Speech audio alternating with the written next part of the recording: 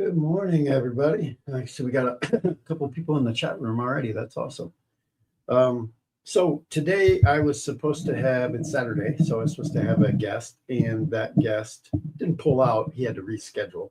Um, and it wasn't even really a reschedule. We just never really, uh, got um, our dates together, if you will, or confirmed. I just left this Saturday open for him.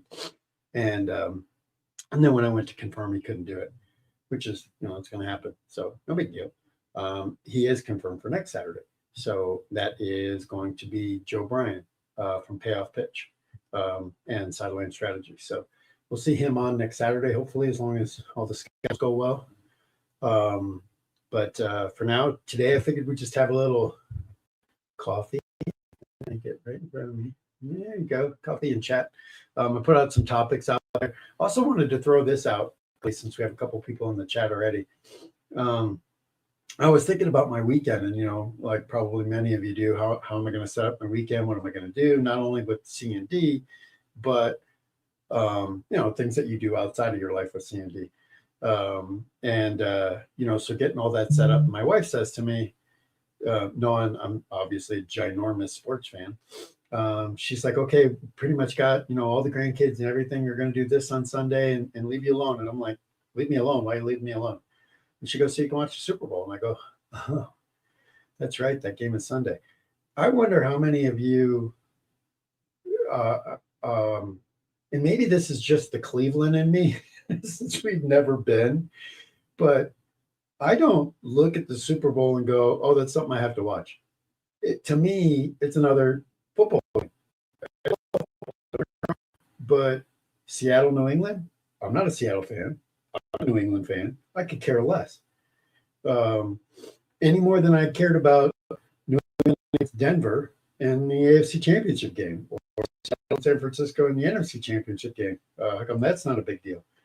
Those are big games, right? But and it's the same thing with, really, for me, for all sports, which is, if it's the World Series, the Yankees and Dodgers, I don't care. I don't watch it. I may pick, I'm not saying I don't watch it, because that wouldn't be true. I'm not like making sure I got my whole schedule cleared so I can watch it. That's just, no. Now, the Cleveland team's playing, absolutely. And following my team as far as I can. And I'm a fan of football. Don't get me wrong. I'm not just a fan of my team. I'm a fan of all sports. But I just don't, the hype around the Super Bowl is an amazing job by the NFL.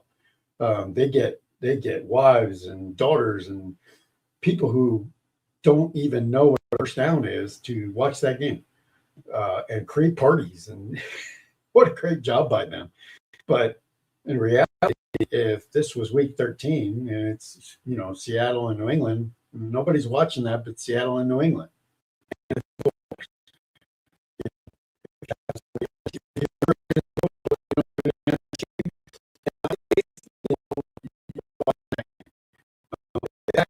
When I was young, you watched whatever game CBS and NBC gave you, right? And then the Monday Night Football game, because we didn't have the NFL ticket and the ability to just go watch whatever game you wanted. But now you're not forced into watching whatever they show you. So it's, anyway, I just wonder if anybody else is in that realm where tomorrow, if I'm not, I may have it on, like I have a TV here in my office, I may have it on, but now that she's given me all of Sunday to do what I want, I've got plans for Sunday really around C&D. So just wondering what people are thinking. Let's jump into the chat real quick here, since that's what this is all about.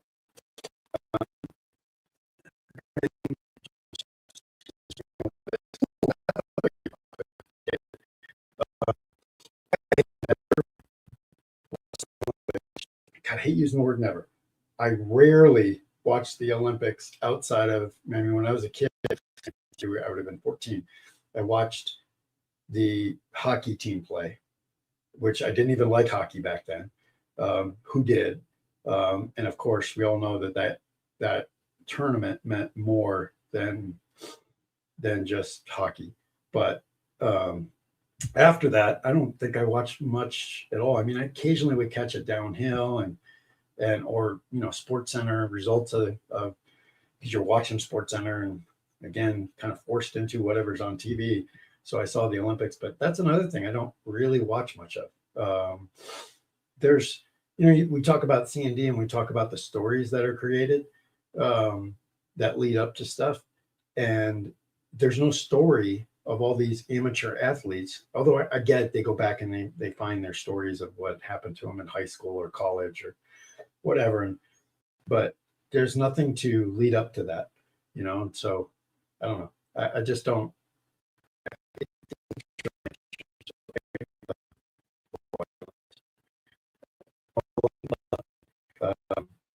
And really, when you think about today's professional athlete, we can go on a whole show about that, right? It has nothing to do with C&D. Watching amateur athletes is probably refreshing. So I get it. Cards and Dice with Don. Good morning. Good morning, Don. Glad to see you on the show again up here. David, what sport is currently? Oh, I think you're talking about the Olympics. There are a few choices right now: speed skating, freestyle skate. And in my 1980 Universal replay, I'm in February with the Olympics, which actually was really kind of fun doing all those. I was using some. I had to create my own games for simulations, really. And some I was using, God, what's the guy's name? Oh, it's beyond me. He created a bunch of Olympic games. I want to give him credit because I downloaded his entire Olympic file and was using that. He didn't have every Olympic game in there, but he had a lot of them. And so I was using his.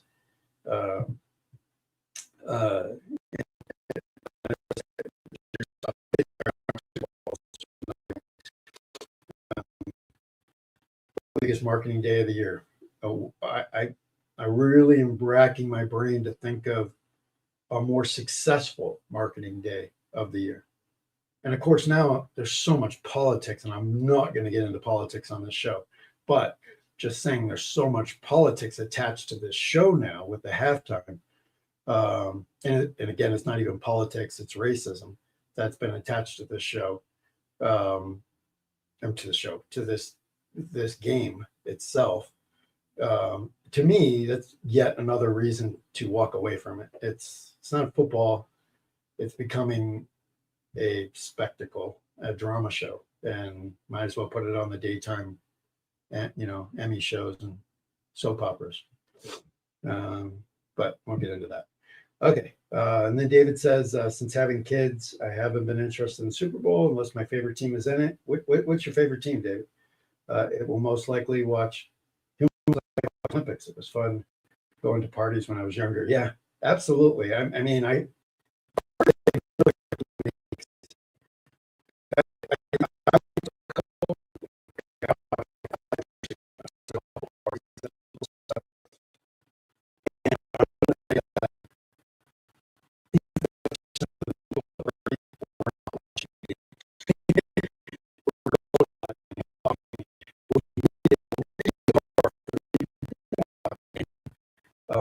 to watch it, and because of the noise and all the stuff that was going on around them, they couldn't watch the game. So I always said that, man, if the Browns ever get in the Super Bowl, which will not happen in my lifetime, if it did, there's no way I'm going to a party. Like literally, I probably lock myself in my office and watch it.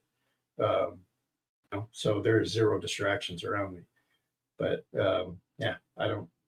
I guess if you've been to 15 Super Bowls, it's just another game to some fans.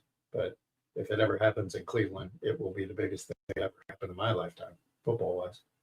And then David says, I grew up in Buffalo. Oh, man, I'm so sorry. You're our northern. You guys have tried it 4 times and should have won at least 2 of those. But and forever, and the Tampa Bay Buccaneers. Oh, okay. Well, I was down in Coral, Florida.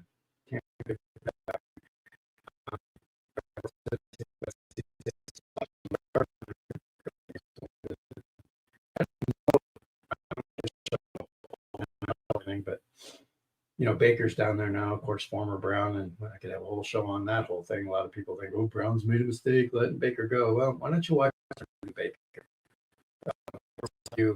He was as much of a cause for them releasing him as they were. That he was acting like a fool. He was not matured up enough, and that's exactly why he got sent from Carolina to LA. Same thing was going on in Carolina. He got to LA and Sean McVay slapped him across the face a couple of times and said, "Did you want to play in the NFL or do you want to go follow Johnny Manziel?" And it woke him up. I mean, this is an interview that he did, and it woke him up. As anybody can, as everyone who follows him a little bit or follows the NFL knows, he had a couple of good games out there. Got to Tampa, and he was a completely different Baker Mayfield, and would not have been that Baker Mayfield had he not gone through all that. And that's out of his mouth. So he'd have stayed in Cleveland, he would have never been matured up and become the quarterback he is today in Tampa, which, by the way, he really regressed this season, but that's on another show. Not going to do it. Anyway, let's jump into like the topic.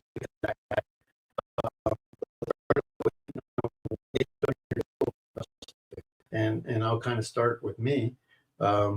It's been I got back into a payoff pitch world last week. I think it was last week or the week before, and jumped in and grabbed my 1983. I always put it wrong in the camera. And I'm replaying 1983 right now, going through that, and it's going slow here in the beginning. One, because work was absolutely chaotic the last couple of weeks. Next week still may be a little chaotic, but I have a very hot and cold job, and so when it's hot, it's hot, and when it's cold, it's cold. Anyway, point being is that I've got the 83 on, and I'm in the midst of. I wanted to play one game per team to get started.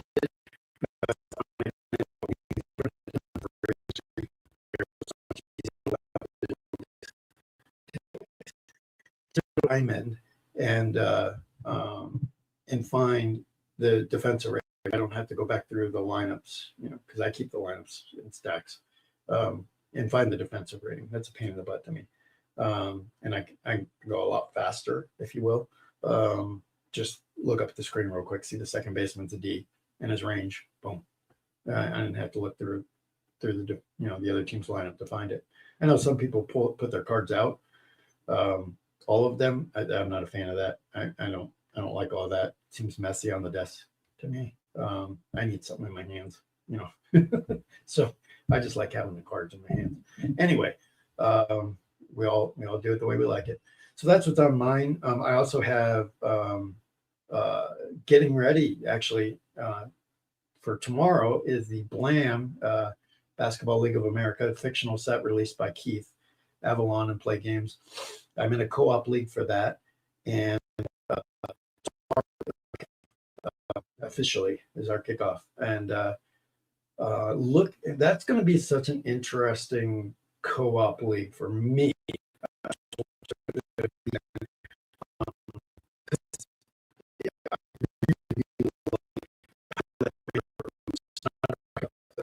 I guess what is it, Playmaker or Play? I'm looking over here. There's Highlight, and then there's Highlight Maker Hoops over the Play. And getting this all messed up. I'm gonna need to drink more coffee. Anyway, there's two versions. Prime time, I think it is, and then the other one's more of a fast version. This is one that I really like, the long version. But that long version takes 2 to 3 hours to play a game. So to be in a co-op where you're not playing, 15-minute games or 30-minute games, you're playing potentially 3 hour long games. I'm interested, and I'm jumping into the second season of this league. So, and the ones that are there seem extremely into what they did last year. So it's going to be interesting to see how that goes. So, again, for me and to watch, does somebody really lag like me trying to get the 3 hour games in? So it's going to be fun, but I'm excited to kick that off tomorrow. I'm even considering, if everything's, stars align, I may even put that game online, the kickoff. I run the New Jersey Blaze. I didn't pick my city. I picked the nickname. available. So, but they finished, I think, in the semifinals last year. I first thought they finished in the finals, but they didn't. I think they finished in the semifinals, regardless. And for those of you not familiar with the way Keith does those sets, he basically puts out the next year's set, and he moves some players and he adds some new ones and he retires some players. It's pretty cool. You have no idea what's coming until you get the set. Again, my first year with it, I never, fictional is something I hadn't gotten to, but now find myself, playing maybe 50% of the time now.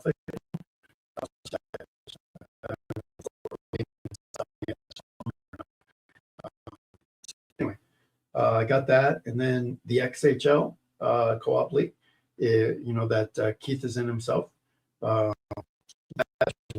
Final month, I went from being in first place all the way. I think the latest standings I looked at, I was in third. Lost a ton of games on the road, and one at home.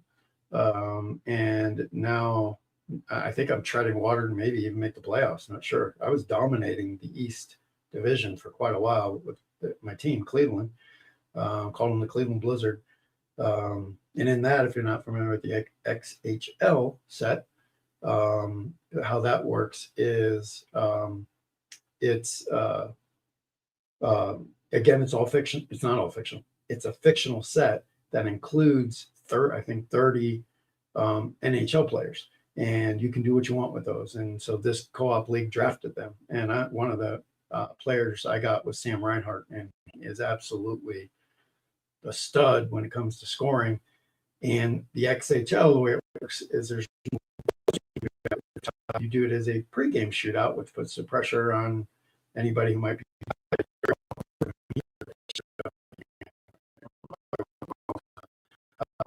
Don't do overtime. If it's tied at the end of regulation in this co-op league, then the pregame shootout matters. Sam Reinhart, I have to go back to one of the previous episodes where I talked about statistics and thinking it would be really nice to know how many pregame shootouts Sam Reinhart has won, which has been a lot. Because in the XHL co-op league, first person to score wins. It's not like the NHL where I believe it's at least 3 have to go, and XHL is just 1, and or this co-op league is 1. I'm not sure if that's in the actual XHL rules. I'd have to look, but that's what we do in the co-op league, and so.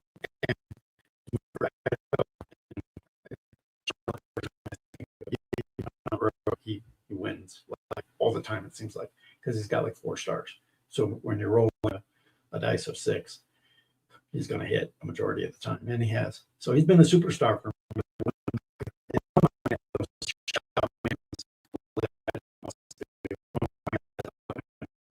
I was getting tied at the end of regulation.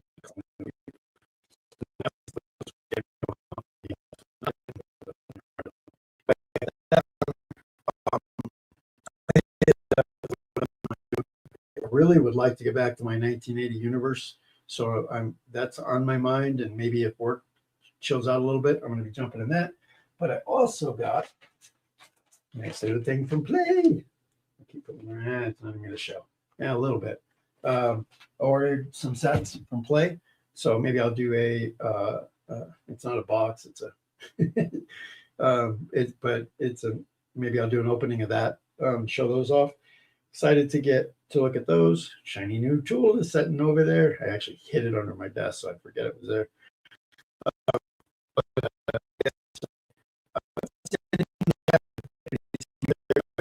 I was hoping to get some people in the chat talking about what's on their tabletop, what they're playing. So anyway, what else? Let's see. I really think that's the main items. Oh, my 24-25 NHL replay. I believe I'm on about game 280 or so. So I don't know what it is. It's in the 200s. And I haven't played that again for about a week because of work. But anyway, and really just trying to get this 1983 season kicked off. I've been doing that. All right. So nothing in the chat unless my chat is broken for some reason, because it just stops. Anyway. All right, so let's jump into the next item, um, which is solo or head to head. What's your preference and why? I think I know the answer to this for a majority, at least. Probably a lot more than a majority. Oh, let me speak for just myself. I'm a solo guy.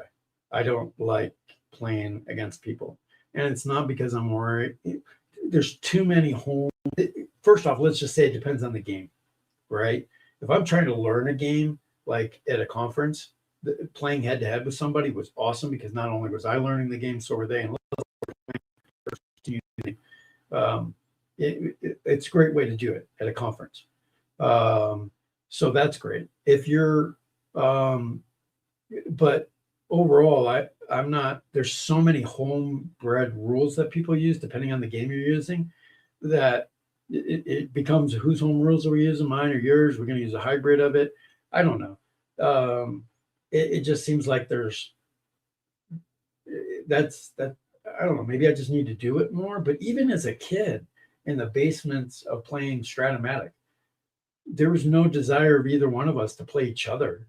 We wanted to play our own games. He played the NL and I played the AL. And we talked about our results. I never wanted to play against. I never saw C and D as a two-player game. I've always seen it as a solo game. So I'm a big solo.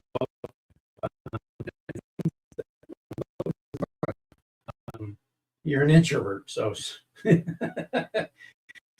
well, that makes sense. I don't think I'm an introvert. Maybe I'm becoming one. Maybe I am one when it comes to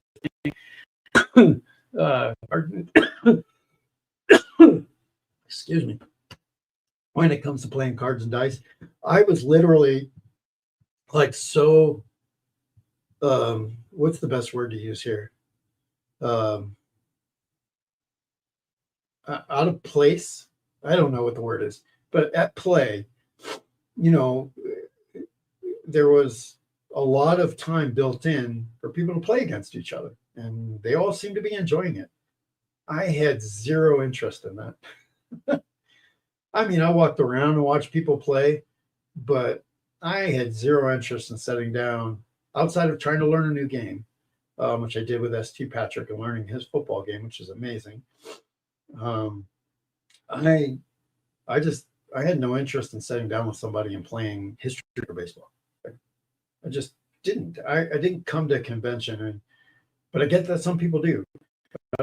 The convention to play against others. I came to the convention to learn things that people do, to talk about sports, talk about the C and D world, hear about the newest developments, blah blah blah blah blah.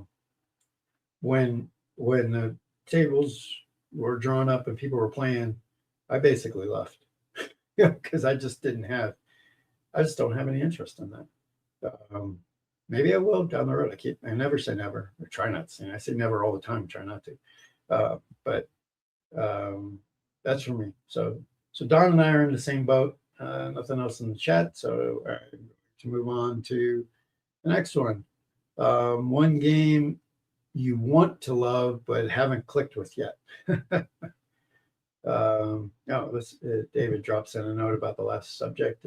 Haven't played head to head in any consistent fashion since middle school when I ran a Pursue the Pennant. Oh my God, did I love Pursue the Pennant?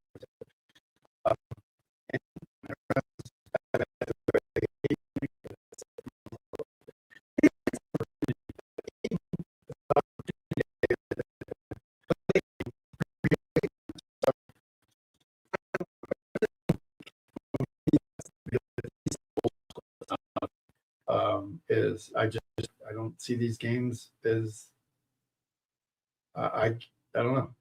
I don't know. I think maybe a tournament might be neat just because you're taking maybe a favorite team of yours against other people's favorite teams. But those become really, what your favorite team is and what the best team is. You could get booted out real quick. I don't know. I try to stay open to the whole ideas. Here's one. So I'm just thinking through this whole thing. Keith was debuting his. I've got it over here. The Derby game, and we had 2 tables full of people playing, but we all played it together. Like I'm talking 35 people maybe. Um, we each had our own cars and blah blah blah. That was fun because that was a big, huge thing of all of us who can last. And in the derby, and again, he's presenting a new game.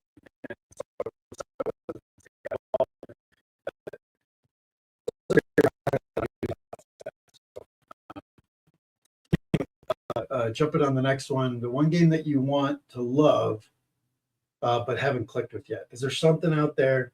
Maybe you bought it, maybe you haven't bought it yet. I just don't see that you're going to click with it, but other people do, and you wish you really could. And for me, as I rack my head on that, I buy everything. So it's kind of hard because I'm sometimes more of a collector because I just figure at some point I will play that game. Or I might want to play that game. So I want it there in my closet and being able to pull it out. But I'll kind of change that up a little bit and say, what's the game that I don't play enough that I wish I played more of?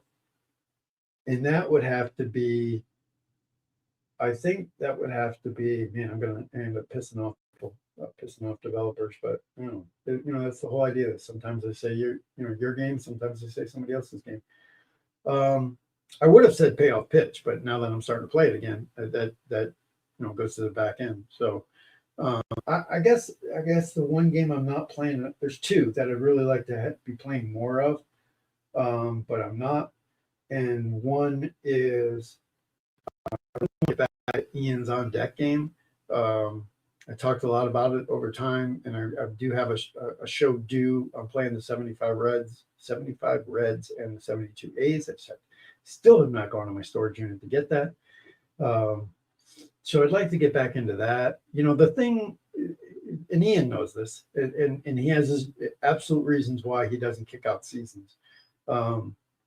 The thing with his game is that he doesn't have seasons, and generally I'm a replay guy, and I'm grabbing the 83 game for payoff pitch because I've got all these seasons of Joe Bryant's payoff pitch, and so I just have to pull the season I want to play.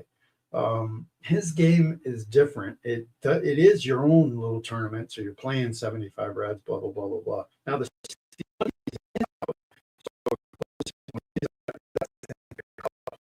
so I'm kind of, so for me, his game doesn't make it to my tabletop as much because it's missing that element for me, that season replay. Now that I did that entire, he doesn't call it a Hall of Fame set, he calls it something else, but it's basically all the great players, and that was so much fun, and I had a huge fun time, and that's why I want to get it back because I had so much fun with that. So that's one. The other one is absolutely ST Patrick's College Football.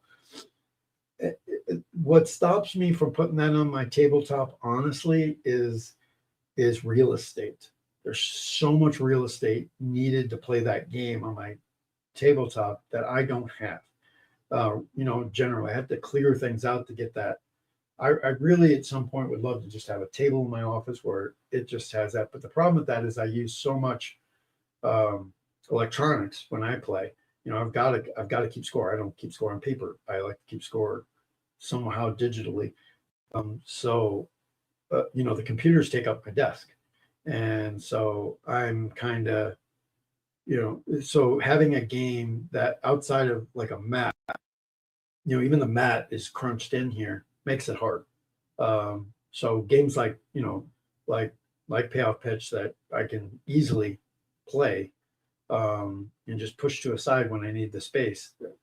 That's what gets on my tabletop. And I'll throw in, once again, no seasons, just great teams. So you have to create a tournament and you have to do that. And so I'm a replay guy. So it's outside of maybe replaying bowls and blah, blah, blah. There's just not the 19, as far as I know, because I bought everything he had at the time. There's not just a season. And I like to do season replays. So that for me. So let's see what's going on and people here. Let's see. Don talks about my tabletop. Right now I'm playing quick play games. Oh, okay. Yeah, I love quick play, depending on which ones. I'm a huge fan of fictional games versus replay. Okay. Love to see stories created as I play my universe. Which quick play games are you playing, Don? Interested to know that. Because I do have quick play games. Love John Turnbull's games. Love the Express games from Play. Um, I'm sure I have some others that are just not in the top of my head right now. Fast Drive Football, maybe. Um, I'm looking over. I always tend to look over at my huge amount of games in my closet over there. But yeah, I think that the Express games are great as long as you're getting out of them what you're looking for. And with those games I just mentioned, I generally get what I'm looking for. Let's say uh, so TMN 94. For me, I was excited for On Deck Baseball, but for some reason, the first few plays, it didn't click with me at all. I put it away, then tried it again, and boom, it's my favorite baseball game.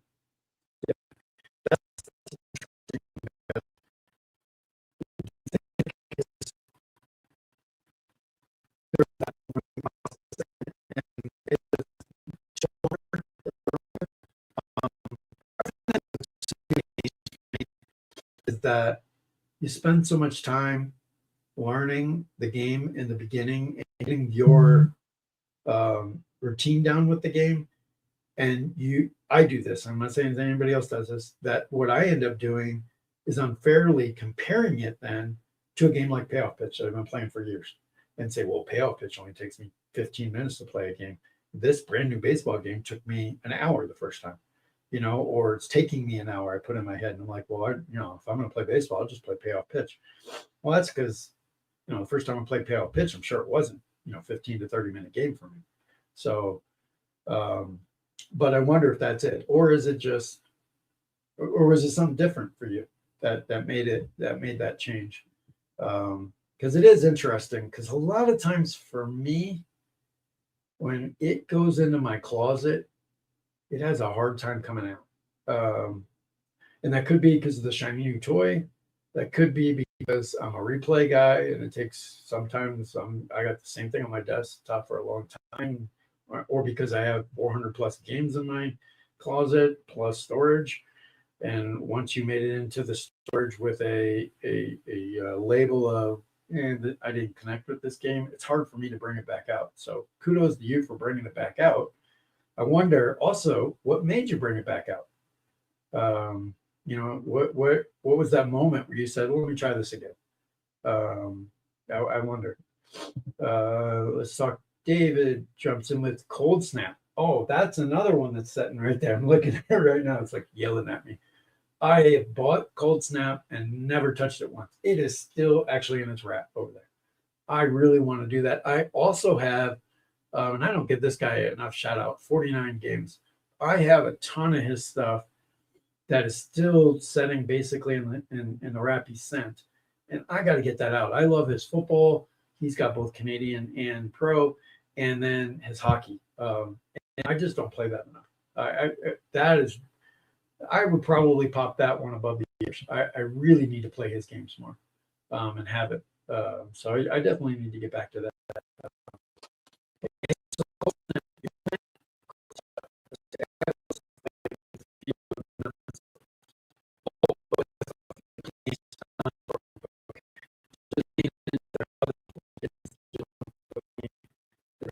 You try to keep them same. Or you can also just say Keith now because Sam is gone. He is in Pittsburgh now and no longer I know they said he's part of the once in a great while, but Sam is pursuing other things out east now. And I can say that because I'm here in Colorado with Keith. But which games don't? So you're saying Cold Snap connects with you, but did any of their nothing else connects with you from play that's a sport game? That's interesting because that is kind of the first time I've heard that. Most people are history maker consistently on my desktop, but I love the story that it does. So different with the umpires. Absolutely love the hockey game, and the basketball. I'm about to do a playoff, the co-op league. So anyway, interested as to what the work was, David. And do you play other sports games from other places? Um, TM comes back. He fell in love with fictional players and made my own teams doing a league-wide draft. I used to be totally against that. Like, why are you spending all your time playing a league with guys with no names? But then I realized, well, what was important to me was more of the getting into that 70s and 80s baseball that I loved as a kid. So that was that was what drew me to it. Other people are just drawn to playing the game and they could care less who the player is. And as I've said in previous shows, there's no expectations, which kind of not only is you don't feel like you're being criticized when you put something up and somebody hits 3 home runs and you get that one guy who's got to say that's not realistic. And so I get that's why people do it, but I also think that they're creating a brand new storyline for a player. And I see this in hockey and in the XHL league that I'm in. Steve Sims, or again, I can't even say his name wrong because he's fictional. He's becoming a very popular guy in our league, and I hear about other guys in the co-op basketball league from last year when they played. They have these incredible guys, and so stories were created for them, and even the coaches. They had a big firing thing for year 2, so it's like these coaches now have reputations of good or bad, and they're fictional, but it's the stories are developing for them. So I absolutely see the desire now to do fictional. I can't do that on 100%. It doesn't stay on my table, on my tabletop enough. But I can see why people like it. So Don jumping in a plethora of things here. 5 dice football. I honestly can say I've never heard it. 4 dice boxing, all by by Kevin, and 1 roll hockey by Casey London. I can honestly say I don't know any of those. And I thought I owned everything. So I have to look those up. And waiting delivery of Big Time Country Sports 4th edition by yet again. Boy, Don, you are schooling me on stuff I have never heard of. And shiny new toys are maybe out there. Wonder what got you into all those, because none of those are mainstream. How'd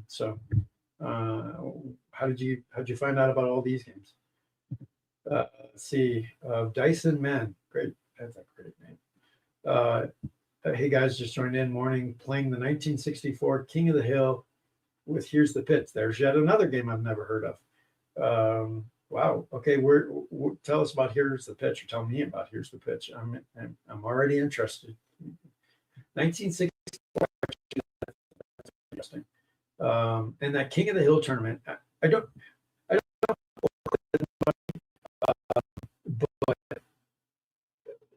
but that's an interesting way of doing tournaments. King of the Hill. I don't know if he invented it.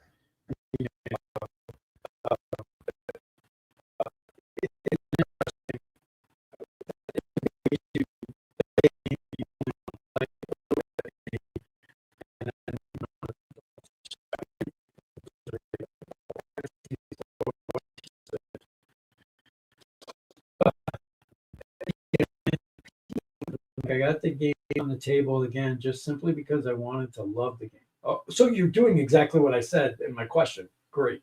I think it's awesome to see someone spend the extra time and money for the artwork. Yeah, if you can't appreciate and respect what Ian went through and the story that I had on, and he was on. Go back to previous episodes, you'll see Ian on, and he did something completely different than any of the other developers and took the time. And what a great story about the artwork. You have to love the game. And maybe that's what you're saying, is that, man, all that stuff he did, it's got to be a great game. I need to connect with it. And I connected with it. I connected with it right out the bat. I thought it was awesome.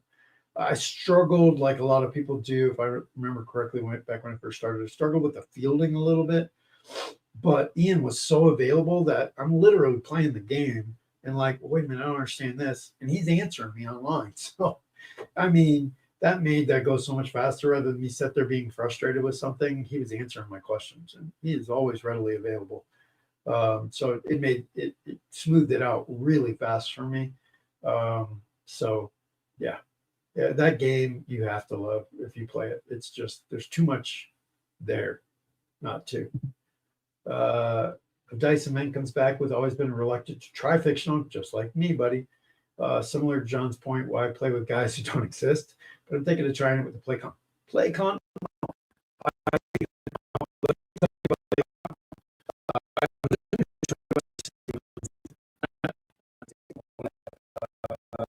I got it right here. Yeah, it is. It is 61. Got it right here. So I'm assuming you're talking about that one. The story behind that 1961 Continental League is fantastic. Look it up. In that set are guys like Willie Stargell, Gaylord Perry, Matty Alou. There are professional players in that. The idea that Continental team or season, I think there's 10 teams, I want to say, maybe 12, is that, which is really funny because it's the opposite of today. Back then, it was they believed the Major League Baseball owners were basically, locking out any new teams in the big cities, and so they went and I'm missing my words here this morning. They basically threatened to put this league together in these big cities, and so that was the idea that.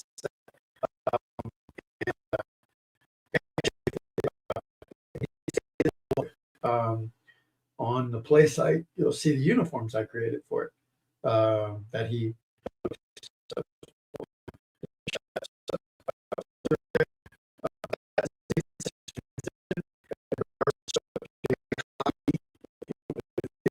like hockey. That XHL set's a great one to do as well. That's actually the first one I ever used, and because you got the NHL All Stars that they added to it, you can draft those into the teams he has, and that kind of adds to it a little bit. And it's an exciting game because they added in the 2-point goal and they added in the pregame shootout. There's a lot of great stuff that XHL set. So I would say take a look at that as well if you're looking to transition or try fictional like I did.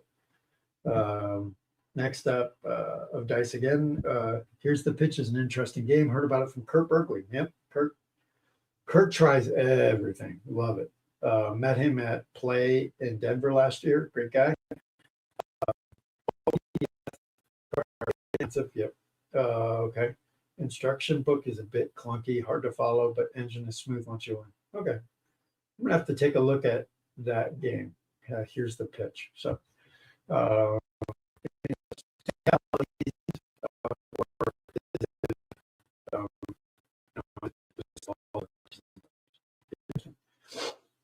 guy doesn't have a website, all sort of via 150 a team. Oh, so not by season. That's interesting. That would turn me off for me personally. I want to buy a season. I'm a replay guy. I want a season. But that's just me. My go-to baseball game is Dynasty League PTP. Yeah, I love that. Football and hockey by 49. Yeah, with you there.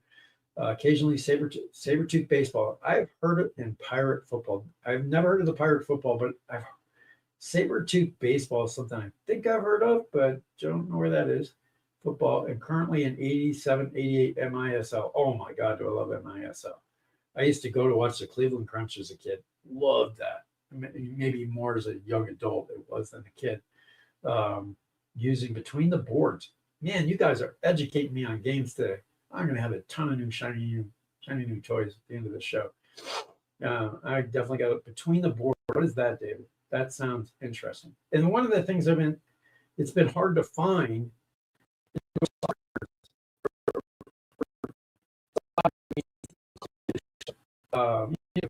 a soccer blast. And I know some guy I think made up some seasons, so that I can look into that. But majority of those that I've looked up don't have the MISL because, of course, the scoring is so much different. You're having 10-8 games instead of 0-0 in soccer. So 1-0, 1-1. MISL was high scoring affairs. It was hockey without the ice. Well, even hockey doesn't have that high scoring games. But anyway, not going to get into that. It's an indoor soccer. So it is specifically an indoor soccer game. Oh man, do I want to look at that. I misspoke. I will move on from here's the pitch, but can buy seasons.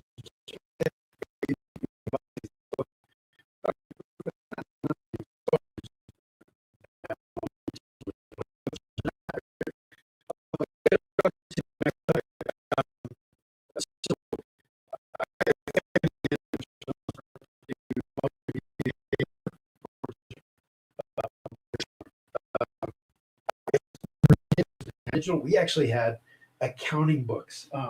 Like I think I had. I was just talking to somebody about it the other day.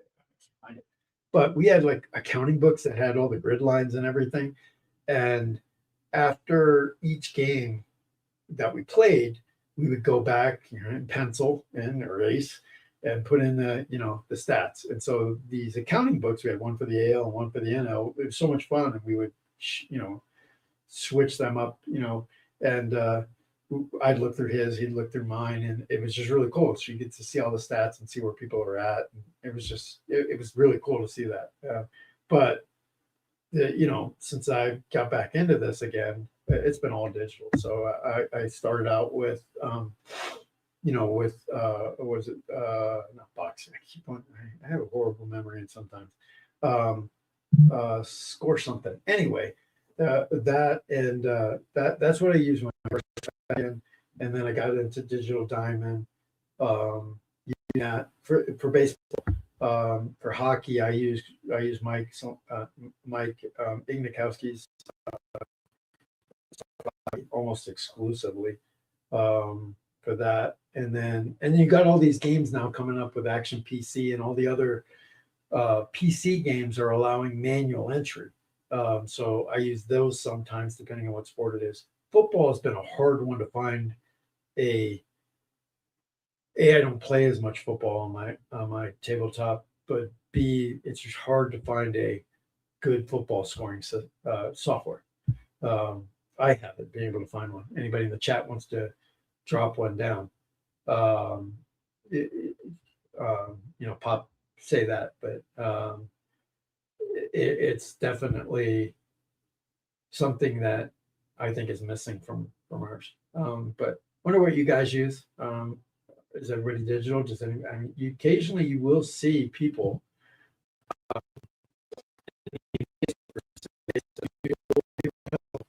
And nothing wrong with that. I just wonder if there's anybody doing that. Of Dyson Man accounting books. Don't tell me you're one of those anti-technology. No. Do you watch my show? First of all, I was talking about when I was a kid. Second of all, I work with AI. That's my job. So no, I would definitely say I'm not an anti-technology guy. So anyway, all right. It didn't seem to really hit a lot of people in the chat. So let's switch kind of the subjects to nostalgia versus plus reality, kind of what we hit. If you, I called it what's your gateway game, but what was the game that you played that got you into cards and dice? And two things to that. If you played as a kid, what were the games that you played? Because we all played like Strat, APA, Status Pro, Pursue the Pennant. There was a few out there that were available as kids. And then what was the gateway game back in? And when I say that, I mean of the newer games. If you're still playing Strat, nothing wrong with that. If you're still playing APA, nothing wrong with that. But was it play games that got you back in? Somebody showed you that and you jumped back in with those. Was it something else that got you going? I wonder. For me, like I said, I played all those games I just said as a kid. We started with, I want to say we started with Strat, then we went to Status Pro, then we went to APA, and then as a young adult, I played some Pursue the Pennant and other games that were out there. Ended up getting into little PC games like Earl Weaver Baseball and others that were out for the Commodore, if you remember that. Used to play those games. Those were fun when, like, I was in the military. We had a whole season where we entered our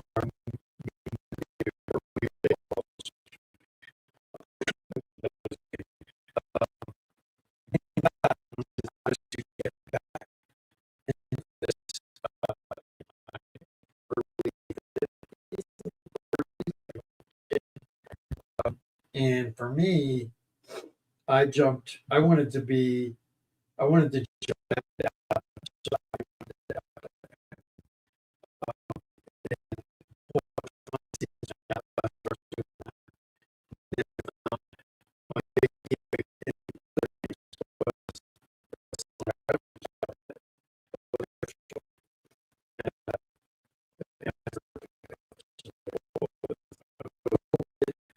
So cards, it reminded me of Status Pro. So that was really cool. And then, of course, eventually I found Play Games and a plethora of other stuff that's out there now. So that was the gateway for me. Let's drop in the next subject. Nobody's jumping on that one. Do you still play the first game you fell in love with? And my first game that I fell in love with would be, well, it has to be.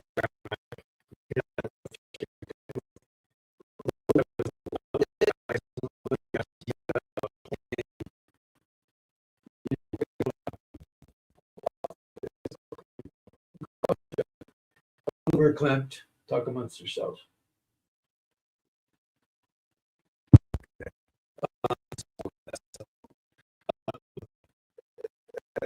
First game I think I fell in love with, though.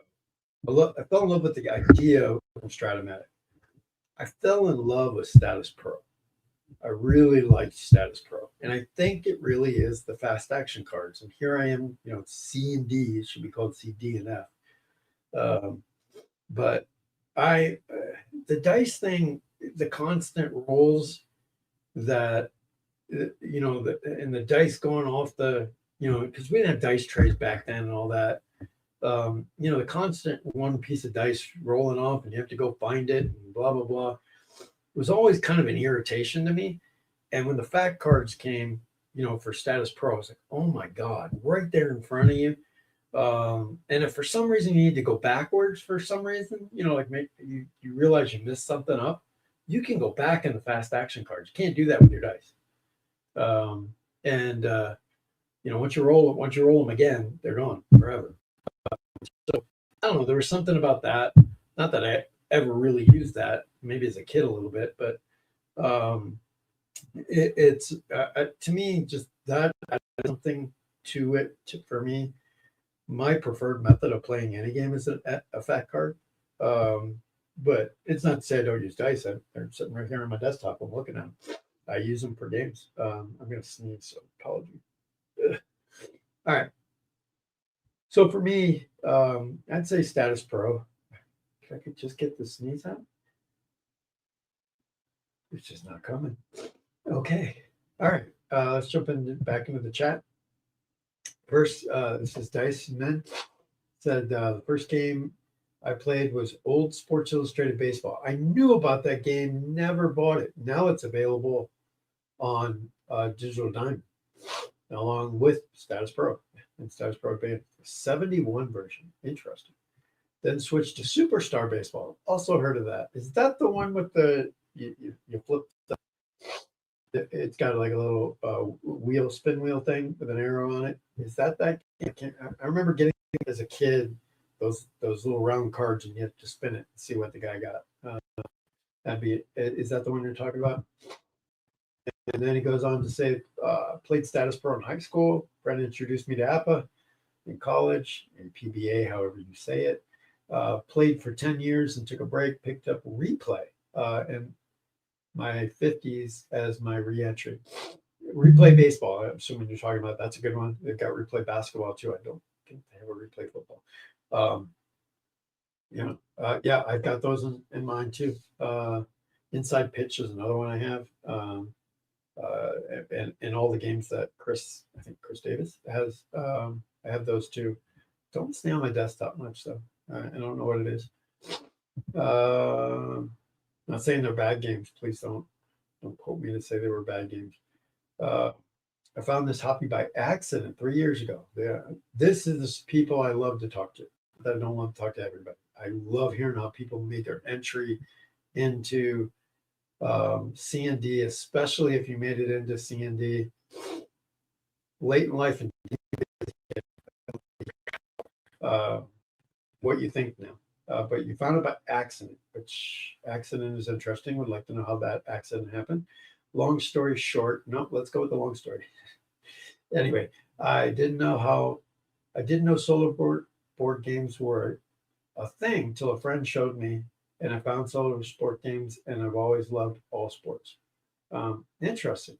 That's cool. That's cool. Yeah, I've showed some friends. Most of my friends that I've showed were ones that I played with when we were kids, and I don't know that any of them really repicked it back up. I think they dabble, but I don't think anybody's repicked it back up in any kind of sense. Let's see, agreed. I love Status Pro Fact. Yep, I bought a few sets for replay, and that's one of the reasons. That's probably my favorite game. So replay has fact cards? I didn't know that. I thought that was a dice game only. That's interesting. I have to take a look at that.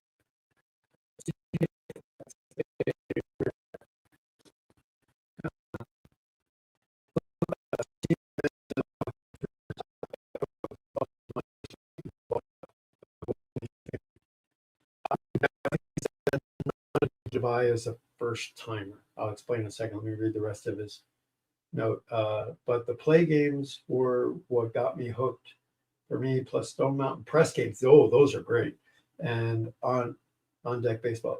So man, you got a lot there for me to unpack or to unpackage, I guess. Let's go back first to your first statement, which is the APA baseball game is your first game and it didn't click for you. APA baseball, not that it's hard to do. The APA game is going to kill me here, but it is what it is. It's boring. When I say it's boring, it doesn't. It's basically, roll the dice. You roll a 66. Pretty much you're really close to a home run. Blah blah blah blah blah. It's so predictive when you play it. And yes, I know there's a basic, and I know there's a master, and you can. The groups makes it very intimidating. I've talked to a lot of people, make it very intimidating for people to want to go past the basic because they treat you, a lot of those, I shouldn't say a lot, some of those people treat you like you're an idiot if you don't do master. And that keeps people, whether they understand it or not, everybody wants to grow the sport, right? They want to grow APA, they want to grow their Stratomatic crew, blah, blah, blah. And when you treat people like shit, guess what happens? They don't want to play your game. You're not going to grow your sport. You should be welcoming, you should be mentoring, you should be helping, or else get off the boards. But I see a lot of that in that group, unfortunately. I also see a lot of people helping. If you watch any of Dave Gardner's early videos where he's very frustrated with APA. The APA community attacked him initially, which again, is the wrong thing to do. Instead of trying to educate him, they attacked him. But then the good guys in APA, came flying in and said, no, you're not understanding. Let me show you. And then Dave, was open enough to learn, and they taught him, and now he loves APA, especially APA football. He's always been hockey. I mean, Dave is a hockey guy, so of course he's going to play their hockey game. I have all that. I have their football, I have their hockey. I even have an old basketball that they used to have. And of course, like I said in the beginning there, ton of baseball. So I just don't think that's a great game for a first timer. There's just not enough in that game to capture interest of a brand new player, as like a play game does, or some of the others that are out there, especially these new developers. Stratomatic might be because it's pretty easy to play. But again, you really have to have a passion to want to play the game and have a goal in mind, because Stratomatic is not a very interesting game either, in my opinion. Um, so, it is what it is. Maybe it's not interesting to me because it's so old and I've played so many of them. It's like you play yourself out at some point, I guess. Want to continue on with games were what got you hooked. I can absolutely see why. Keith has the most innovative mind in the business, probably. Innovative, maybe it's not the right word. He just comes up with some of the more interesting things, um, which again makes the games interesting. The umpire for baseball, comes out with a whole different kind of hockey set. Um, and his express games that go with the games. It's like he listens to the community and then builds as such. So that's who I would point anybody to that's brand new, wants to get into gaming, would be to Keith's website and say, pick a sport you're passionate about and grab one of Keith's games, because they just, to me, that's what the first timers show to. Now I can have a whole nother show on don't why can't I keep it on my desktop outside of hockey? Um,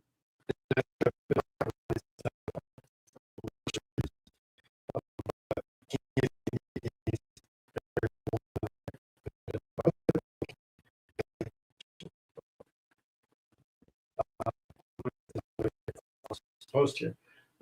Stone Mountain. I really got into Stone Mountain, giving credit to Dave Gardner again. Um, on it, or did a replay on it or something. And again, I was just starting to get into hockey and really started to look at that. That was really cool. And I bought the PC version of everything they had. And then of course the C&D portion of it. And I really like it.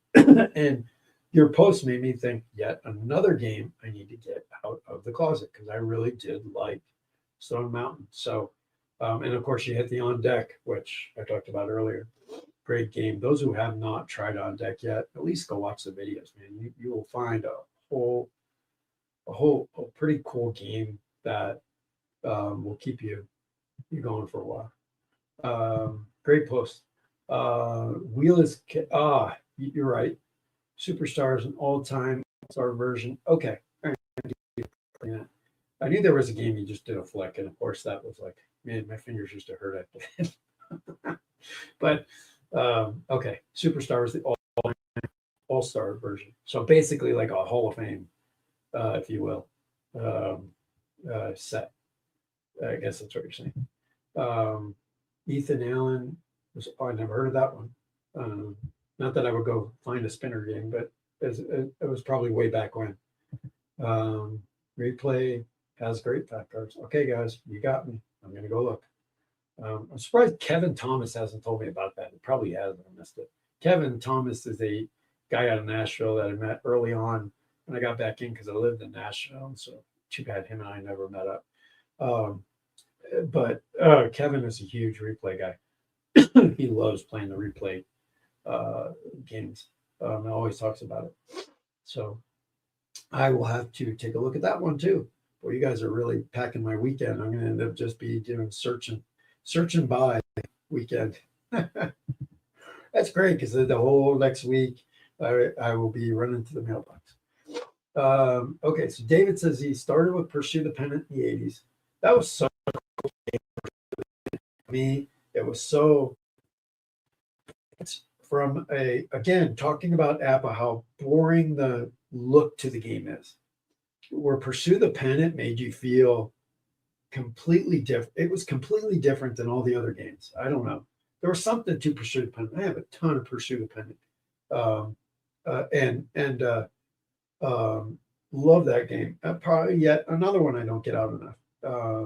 One of the first games I know Strat had left, right on the back, and I know there are things built into the other games out there, but this was kind of the first game to me that put within the basic game the left to right splits in the basic game. So that's what got me into it. And then the whole stadium thing, they really took that into consideration. I don't know. There's a lot to love about Pursuit of the Pennant, including today. Um, then rediscovered it about 10 years plus online. Never played APA, Strat, or Status Pro. Wow. Worked in pro sport 20 plus years and didn't have time to play. Well, yeah, David, that we all had that story where life got in the way, and now we're back to it. I can't believe you've never played APA, Strat, or Status Pro. You should really take a look. I've talked enough about APA and Strat, and there's nothing wrong with them. I occasionally pull out both. Um, and I actually like status or no, Stratomatic hockey and football, even a little more than the baseball. Um, and APA has golf and everything but basketball, which is weird. But you should take a look at the Status Pro Advanced. It is really cool. I do like it, but again, I have a childhood connection to Status Pro. So, and the Advanced, what I like about the Status Pro Advanced is it's not trying to learn a whole new game, like with APA. You're just basically trying to learn a whole new game, whole new codes,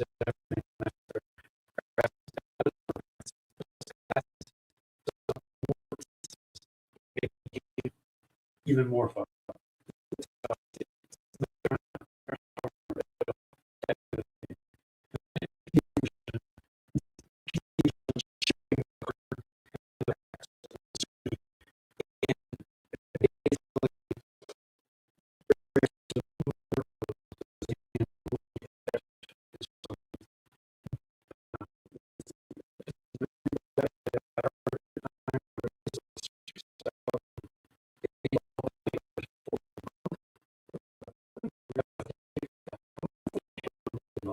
Would not be a surprise for me.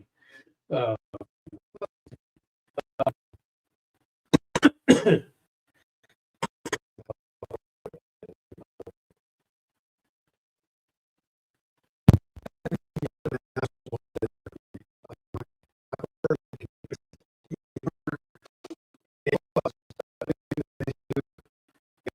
play games, yeah.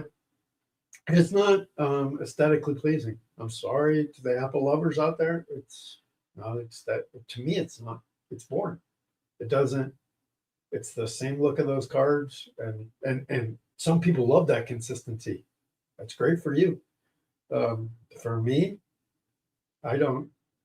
I can't because I'm a replay guy. Um, I can't just. Um, I can't keep it on the tabletop because I want to play. I play.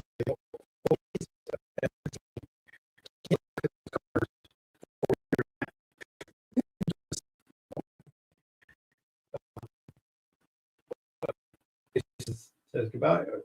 See you later. Great weekend. Thanks for being here. Dr. Jim jumps in. I began playing on baseball in '67 and played on and off throughout my years. And my oldest son, 44, has played since he was 9 or 10. Now he plays season.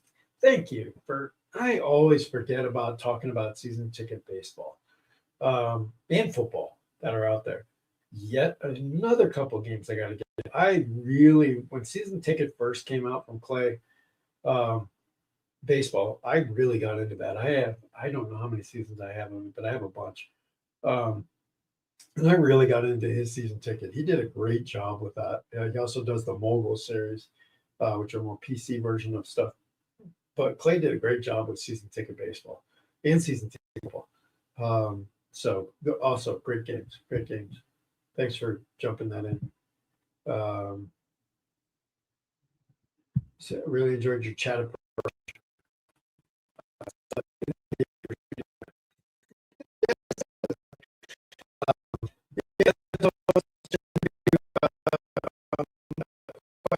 For the chat. Is there a golden age of C&D, or is that just memory bias? So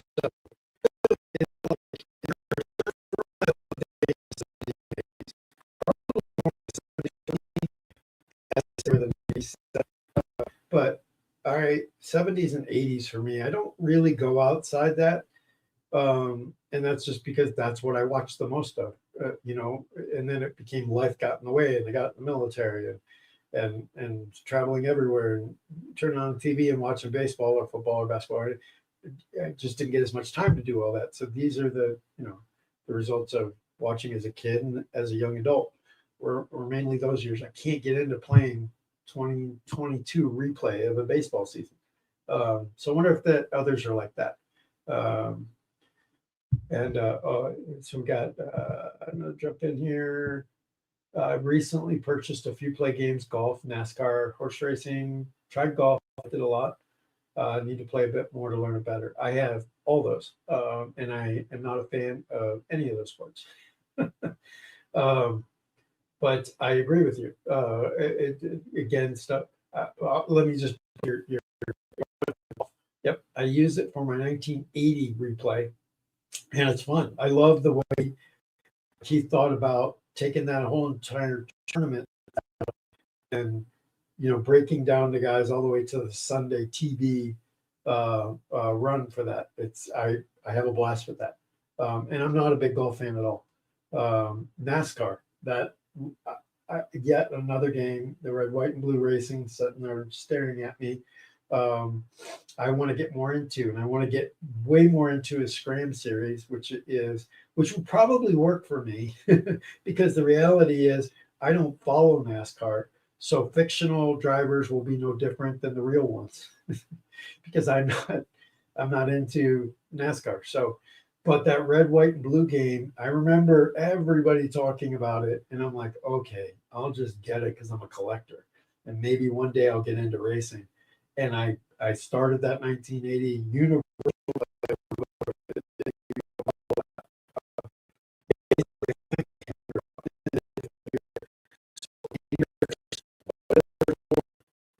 What it was, I tried to find a game for it, and I played that game that day.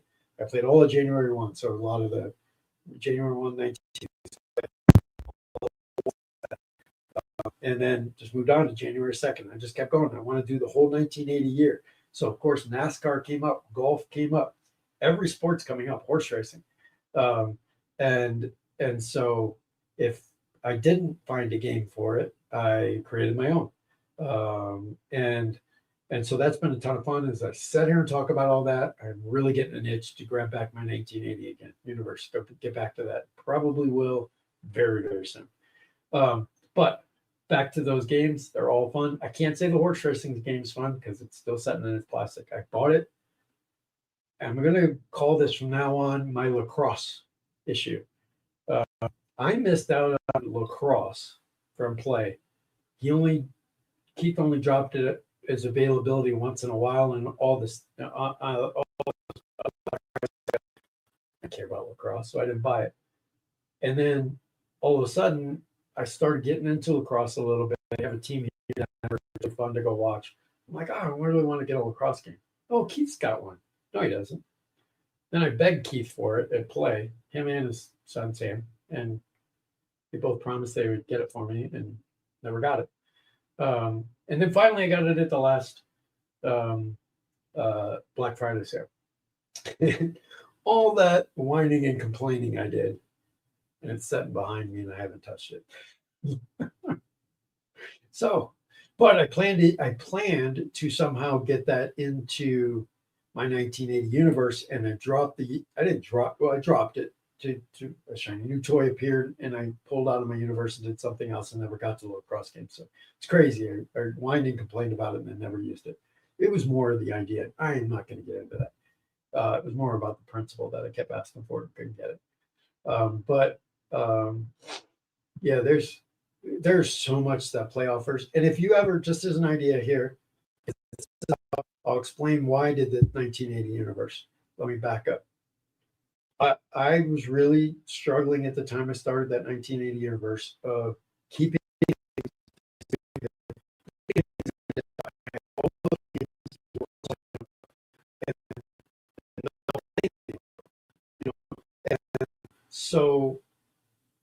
I came up with an idea to do this, as I said, just play a calendar day. And it didn't matter what sport was playing that day. That allowed me to pull every game out, basically, and rotate them without the feeling of, well, I just ended another project or I just put another project aside. No, it's all part of one ginormous project to get all the way through 1980. So I would play every sport, everything I had. I did struggle to find 1980 might not have been the best year to do this, because I did it for the hockey. Let's just be honest. Why I did it for the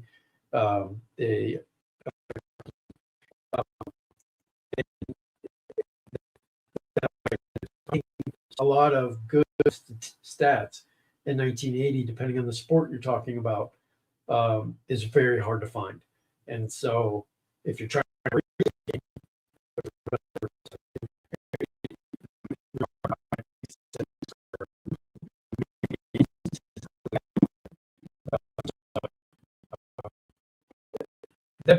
that became part of the challenge and the irritation for me.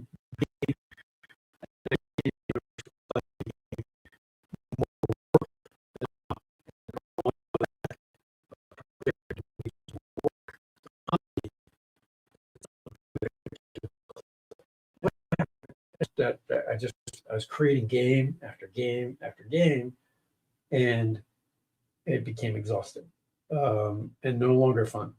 And so I've taken my break for quite a while. I don't even know how long I've been on break on that, but now I'm getting the itch to get back to it. So anyway, going on here, Dr. Jim, RE military, me too, AFN, Ken Allen, Parade of Sports, 2 a.m. in Germany. Oh my God. Yeah.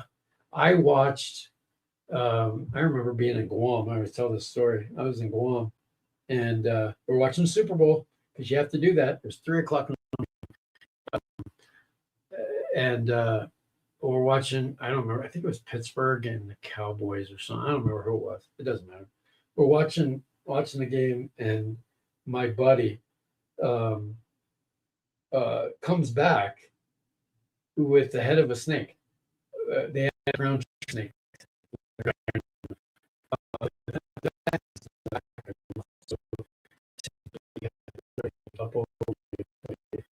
Constrictors, and but they're large.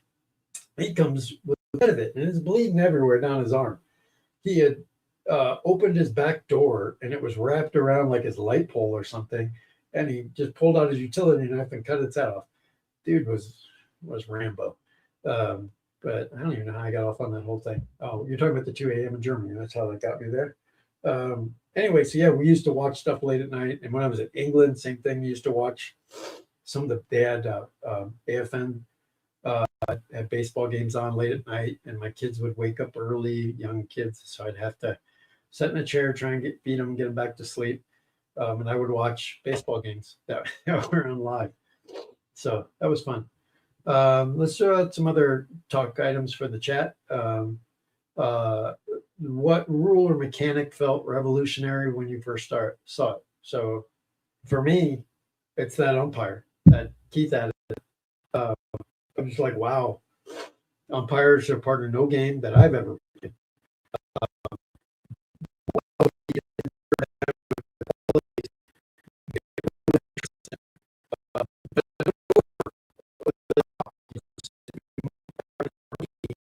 Maker baseball, I run into those umpires 2 or 3 times a game max.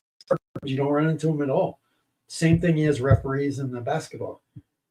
I in fact was just talking about this in the Blam League, that I played a couple of games out just to get to know my fictional team, and referee 1 came into play twice. Referee and a full game. Referee 2 came into account once, and referee 3 didn't at all. And that was a long played game. So, and if you watch any games, that's what happens nowadays. So anyway, I think that's interesting. Love to see a football game put that into play, where if your referee is questionable, he called holding on a touchdown. That would be kind of interesting, right, Keith? Wink, wink. I think you could do a lot. To me, the most, although I get we have instant replay now, but that doesn't, you can't use instant replay. Um, it would be really interesting to use those in a football game because, questionable referee calls pass interference, one that's not doesn't. You could really implement that into a football game for sure. So anyway, that to me is the mechanic that I feel has revolutionized the gaming as far as that piece goes. Just one game. You guys got any thoughts in the chat? Throw a few more out. What do you think the hobby does real well right now? What are the developers getting out that you guys love? For me, it's that they're not just cutting and pasting. They are thinking forward. Not enough to where like you put out history maker on the rule book. Nobody wants that. But I love that they are thinking of new ideas within their games. I give Keith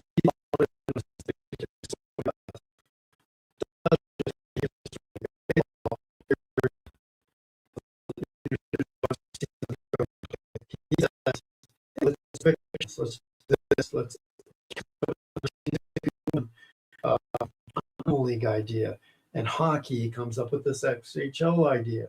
And I'm giving Keith a lot of credit, and I have no idea whether Keith came up with it or he's got a little crew around him there, whether they came up with it. But Play Games, maybe I should just say it that way, finds a way to include everyone, fictional, non-fictional players, people who like to do play games in a complete different sort of way. He doesn't rely as much on the gaming community to come up with all these ideas and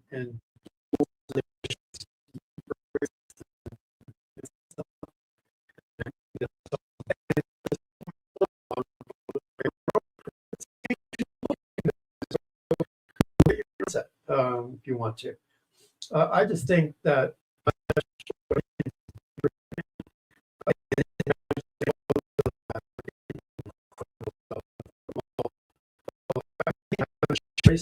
is what's exploded. I know we all talk about COVID exploded C&D, but I also think it's the developers that came on to challenge APA and Strat blew this thing up because now we don't just have to play the two most boringest games on the planet. We have choices, and so I think that that's a fantastic that is really I love about the hobby right now. Also looking at some more items. What's one thing holding cards and dice back? What's holding us back? I don't know that there's one thing holding us back. I think there are some hot topics that I definitely discussed on my show this week. But I don't know that there's anything holding C&D back. It's growing a massive time with C&D. But interesting to see if anybody in the chat.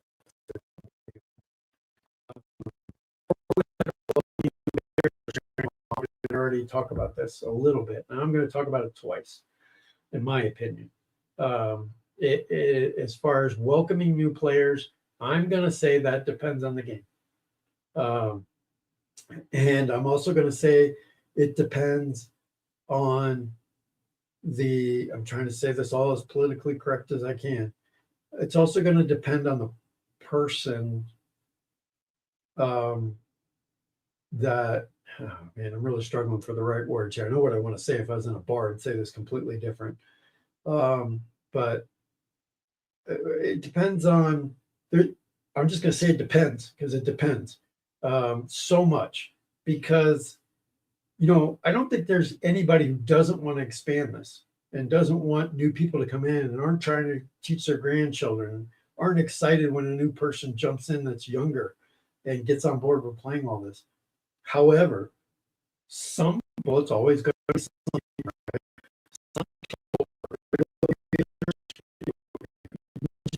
shaking their heads at basic questions. And it's like, okay, look, man, you had those same basic questions when you first started. Um, and why don't you go check the frequently asked questions? I mean, come on. Do you realize your tone of voice in your posts are making that person go, oh, shit, why did I join this? I don't want to do this. And off it goes. And off they go. And now we'll never get them back. It's just, be nice to the new people, man. They're trying to learn. They're asking those questions, not because, yeah, it would be nice if maybe they did look up the answer, but who cares? Part of it is almost introducing themselves to us. Hey, this is a new person who's got a bunch of new questions. Answer them. Welcome them to the community. And I think some Facebook groups and Discord groups do that so much better than others. And so that's why I say it depends. And then I also think it's the tools. And you got to think of the age of the people. You want new people to come in, right? Okay, you want these under 30s to come in and join our hobby. Guess what they love? They love technology. They're different. They're not you and your old ways of paper and pencil or whatever it is. And again, I'm only talking to a few people out there, not a few, some people out there who are like, you have to do it their way, or you can only do it this way, or AI is bad. All these other things, you're making the younger generation walk away. They're like, oh, they're just a bunch of old white dudes playing old games. That's what they see us as. So if you don't get on board with technology and the technology that's there, and you don't have to get on board using it, just stop ragging it and allow these young guys to come in and take it to another level, right? And I'm talking not only young guys coming in to play the games, but I'm also talking about younger guys coming in to develop new games. Let this evolve, as we were all okay with it evolving with Keith and Ian and all Clay and all these other developers, John Turnbull and Mike Ignikowski creating Excel tools. All that was okay, right? But now we're scared that these new guys may come in and do stuff with AI.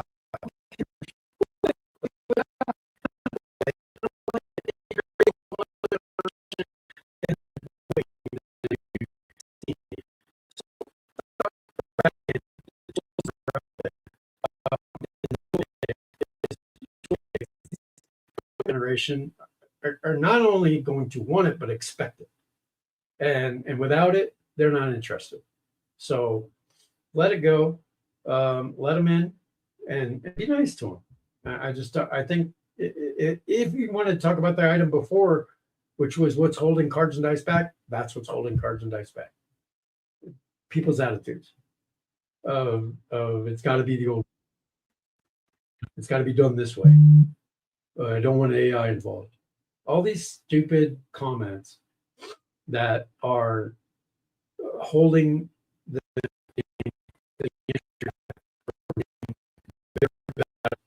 is what I think is holding it back. What's changed in how you play compared to 10 years ago? What's changed? Well, obviously AI has been introduced, which has really been helpful. You can create, I also want to just toss this last little dig in. The same people who rag AI create all kinds of logos and things for their YouTube channels, for their replays, but yet make fun of AI. So I find that ironic. Anyway, getting off on tangents.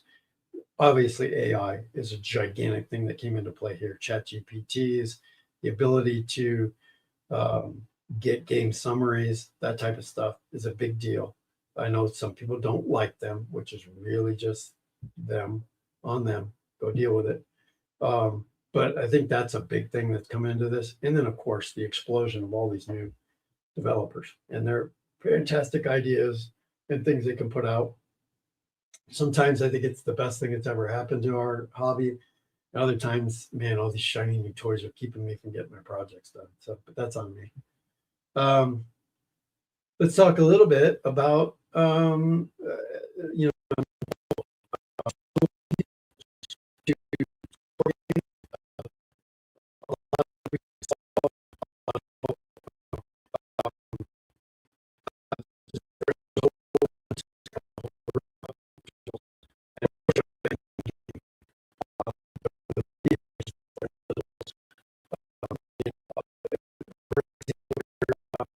niche.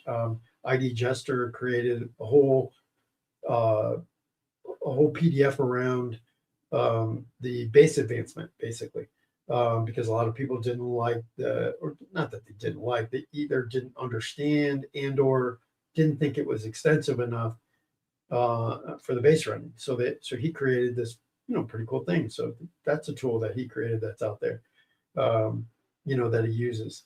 Not so much for scoring games and all that. It's another homebrewed rule, if you will. So just wondering what's out there that people like. Yeah, and then what's that line for you? What's that line of it's helpful versus now you're starting to change the game? This is an argument, not an argument. This is a discussion I think is fantastic. At what point are you changing the engine of the game? And that's a discussion. I'm going to go back to what ID Jester created. Is that in does that change that game? So if it was meant to be like that, Joe Bryan would have put it out in his game. I'm not saying, please don't take that as there's something wrong with what he wrote. I use it. I'm just saying it for you, the player, do you see that, hey, he crossed the line? I'm not picking on you, ID Jester. I'm not. But I'm using you as an example. Are there people out there who think that crossed the line? You changed how the game is played. That's something I won't do. It's not helping me learn what's in the game. It's changing the base running, and the game wasn't meant for that. If that's your feeling, I think that's an interesting discussion to have between people, because I don't know where I land on that. Honestly, I love the idea that.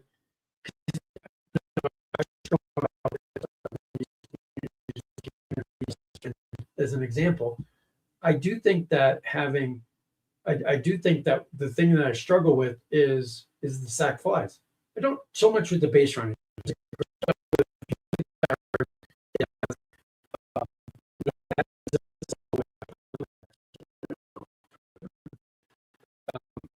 As on there at the top, what happens if it's a single? What happens if it's a double? I kind of wish on there, again, I'm now changing the engine a little bit, kind of wish that was divided into maybe an asterisk if there's 2 outs, because we all know that a runner on second and a base hit is going to get a better jump with 2 outs than he is less than 2 outs. So that's the only thing and I think there's something in the rules about that, but on the fact cards itself, I wish that was on there.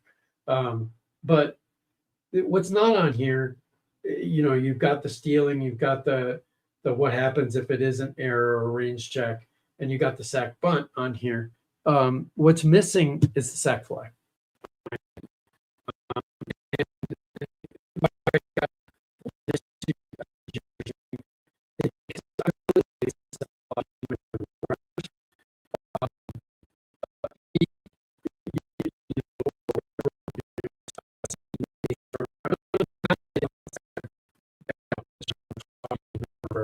Any baseball game, the runner on third speed and the outfielder's arm is what matters, and I want to see those put together somehow.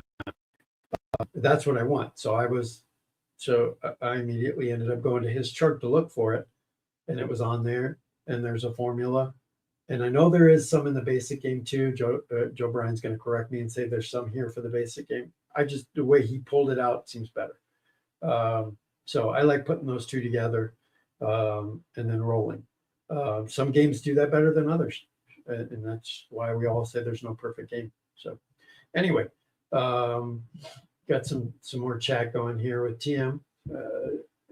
He says, I would also say be more open to the new modern seasons. Okay, I see a lot of people hate how the evolution of the leagues are, which is fine, but a young guy seeing you hate and won't watch a season they like, make them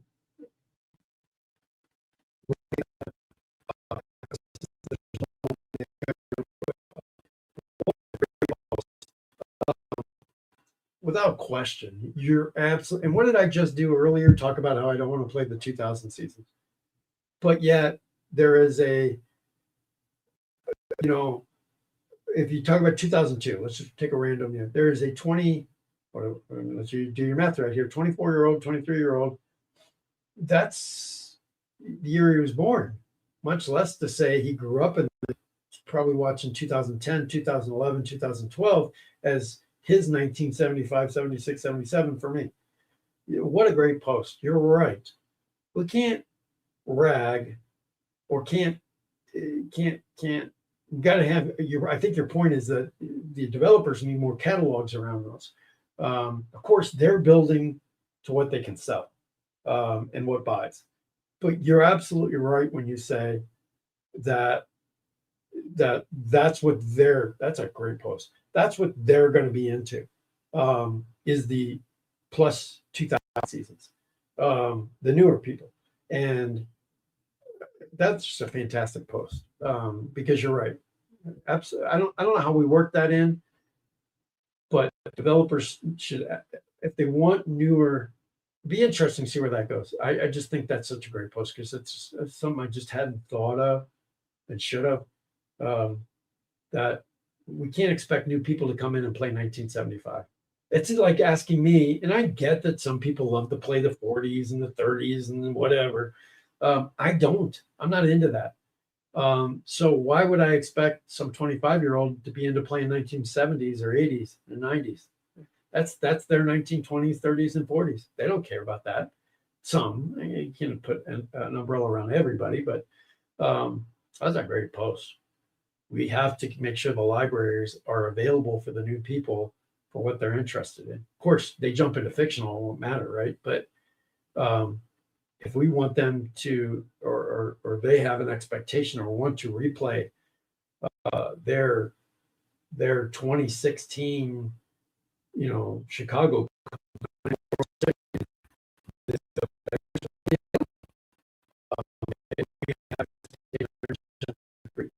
Love it. Good job. Let's see. What's another one? I'm trying to see where we're at. What part of the hobby do you enjoy the least, but still do it? And I have to think about this one. This is a question I was posed once. And some of the repetitive tasks, which is why I love AI, which is why I do AI for a living, they like getting ready for a season. I'm gonna contradict myself. I'm pretty sure I'm heading down that line, but I'm just gonna say it. That sometimes I love doing the prep for a setup, and sometimes I hate it. So let me explain that a little. Like right now, this 83 season for payoff pitch, because I like to have the defensive ratings in. That's fun.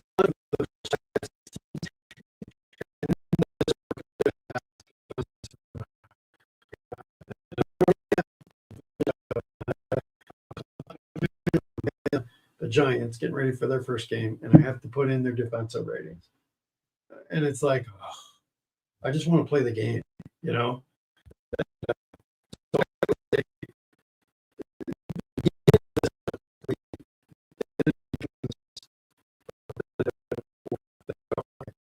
I do it because I want those ratings in. So I feel like I won't enjoy playing. I will not be happy come late April, early May, replaying this season if I don't have those in there. So I know what's going to make me happy down the road. So I'm putting the effort in the beginning, but it's probably something I don't like much of.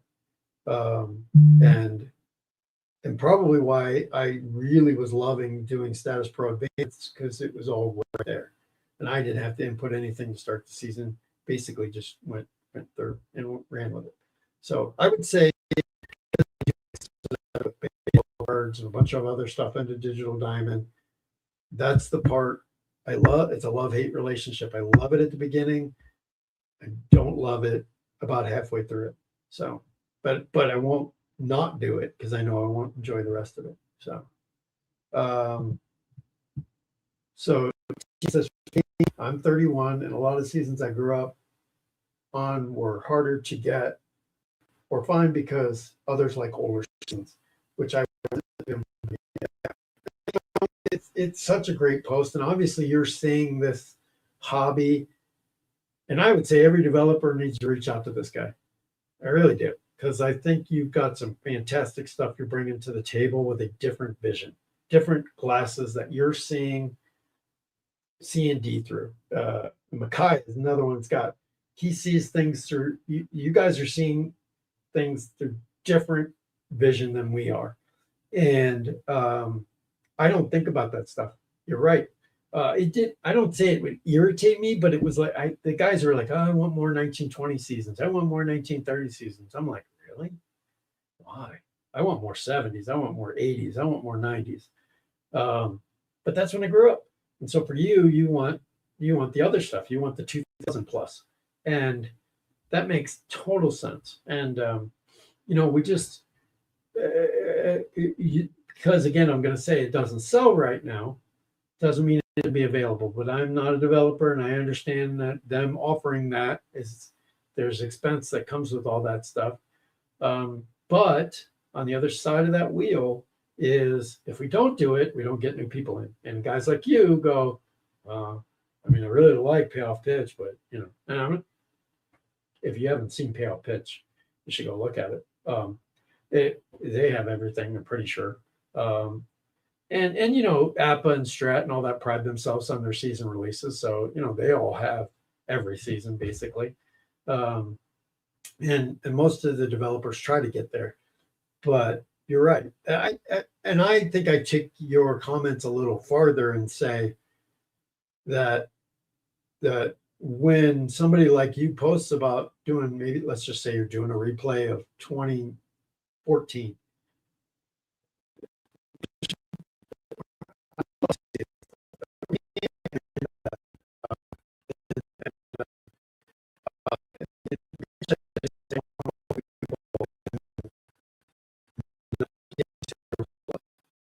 Because you're not interested in 2014 and you're not interested in whatever year they're playing. We need to open our minds up and do that. I felt there was always also this stigma around people who replay the 1990s because of all the steroids. Oh, I don't want to play that. That was steroid era baseball, blah, blah, blah. But there are people who grew up watching 90s baseball. That's their stuff. So don't rag it. You don't like it, don't say anything. Use what your mom told you. Got nothing good to say, don't say anything at all. But we should all embrace everybody who's coming up through, and whatever decade is their decade is their decade. Let's pat them on the back and keep them going. Great posts. But that's the hard part. Not enough younger guys to buy the new season, so it won't be worth time to make. Yep, that's it. Although, again, I'm going to go back to what I said. And there are many, many developers who kick out every single season and pride themselves on, here comes the 2025 baseball season. They're all being released and blah, blah, blah. People are kicking out the 2025 football already. So there is stuff out there. It just depends on the game you want to buy. What's sad is if you fall in love with the game and then that developer doesn't take your decade into consideration or can't seem to sell it, then that's a problem. So my advice to you would be, before you buy a game, and if it's important to you to have certain seasons available, look for that first. That's your first look. So you don't fall in love with the game and only to find out they don't have the seasons you want. That would definitely be something I would say. Another question is do forums, YouTube, or Facebook groups affect what games you try? I know it does for me. There's nothing like I'll buy it. Or see people posting in Facebook or Discord. I don't get too much.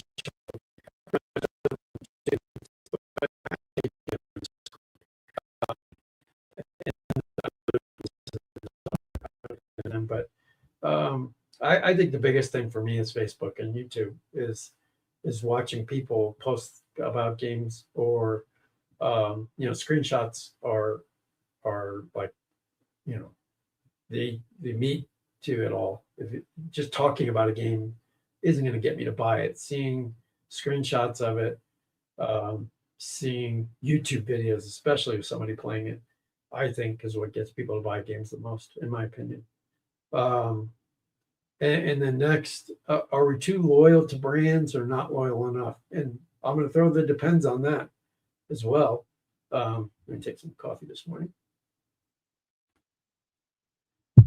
There are certain people who are too loyal, and when I say that, I mean like the game can do no wrong. That's when I think it crosses the line. When somebody can't post or say anything critical about a game, like I just did about Payoff Pitch, right? One of my absolute favorite games of all time. I don't like the sacrifice fly piece. The too loyal fan is going to attack me over that, in my opinion.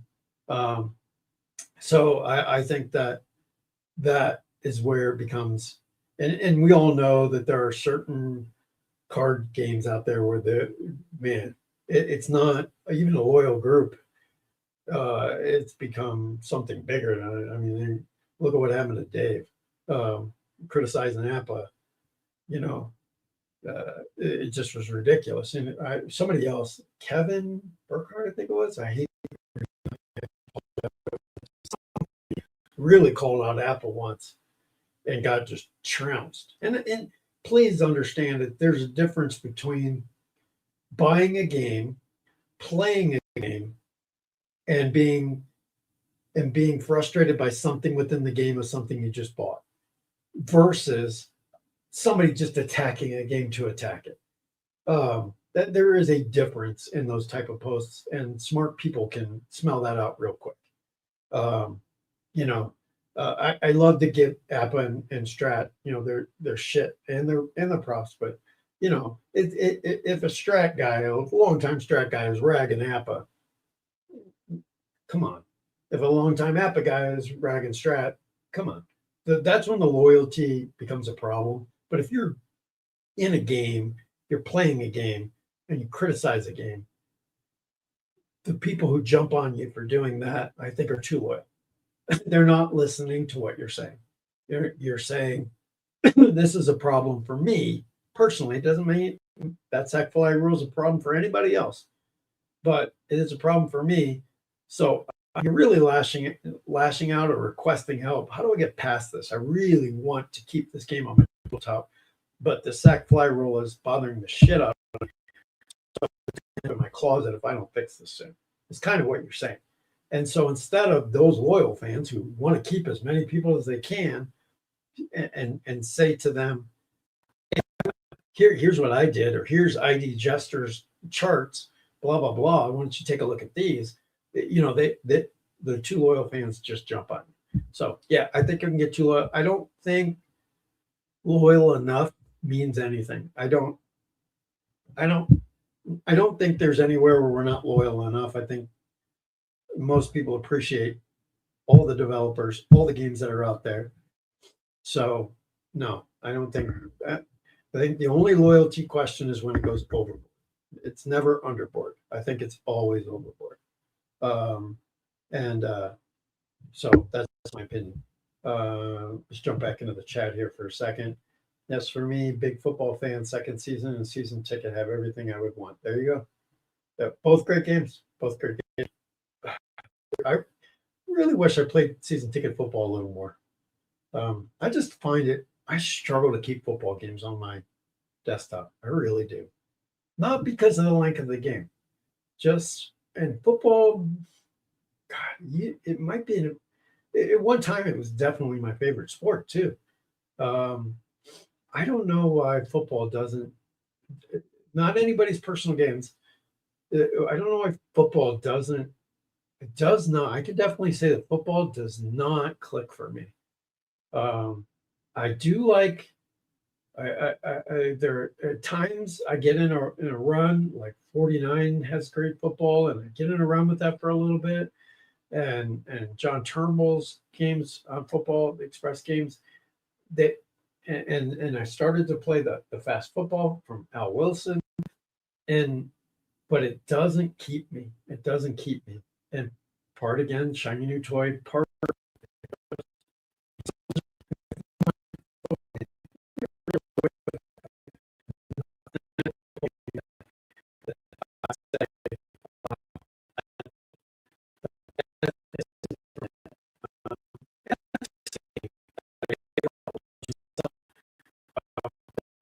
I'm still waiting for something that's really gonna, um, you know, pop up eventually, because it will. There's enough developers here, that eventually there's going to be a football game where I go, that's it, that's the one. So I haven't seen that yet. So I'm excited that I just kind of got myself excited about football again, just waiting for that right game to finally pop up for me personally. Um, Somebody new in the chat, the Forgotten Man. We forgot all about you, man. Um, Hello, everyone. Just finished shoveling. You must be out east. Um, I'm sitting here with sunny skies, looking at the mountains of Colorado, and we got nothing on the ground at all. Sorry, man. But 7 inches of snow, and it's supposed to be an inch. Fun. See, I think that would must have been fun because I love shoveling snow. I know I'm weird, but I spent time in Florida, and that really made me miss the seasons. So living in Colorado has been heaven sent for me personally. So by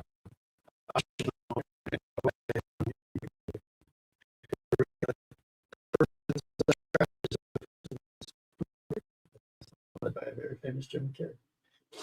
Uh, Jumping in. Oh, here's PJ. Hey, how are you doing? Man, you guys on the East Coast are, because I was listening to Sirius XM this morning. That's my thing. I come in, get in my office, pop on Sirius XM on the TV, because there's an app for it, and I listen to Channel 25 Classic Rock. That's my thing.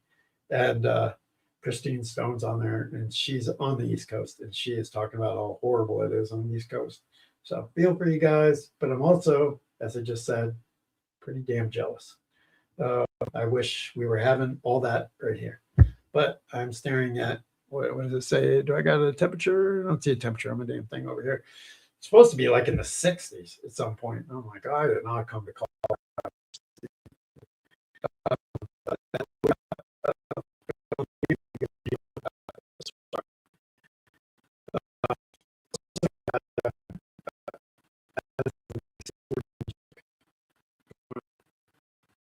Oh, okay.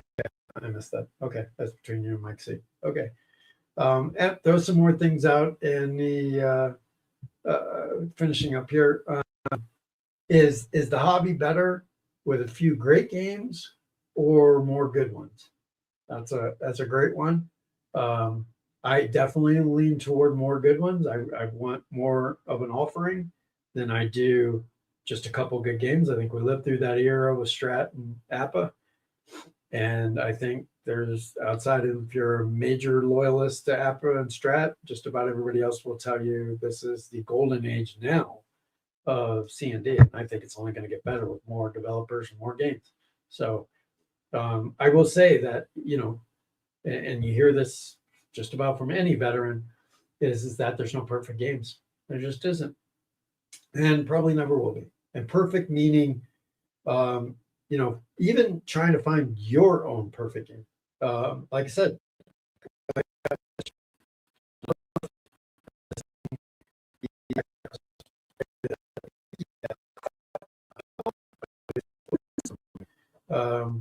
so they can't do everything. These developers, they hit the 99%, and I am, but there's no perfect games. So if there's no perfect games, let's get as many as we can, right? That's my opinion, at least. What makes you stick with a game long term? This is my this something that is really interesting. Because I think I could do a whole show on this. Really, this subject, trying to stick with a game long term. I think I think more than saying what makes you stick with a game long term, a better for me, a better phrase of that is what stops you.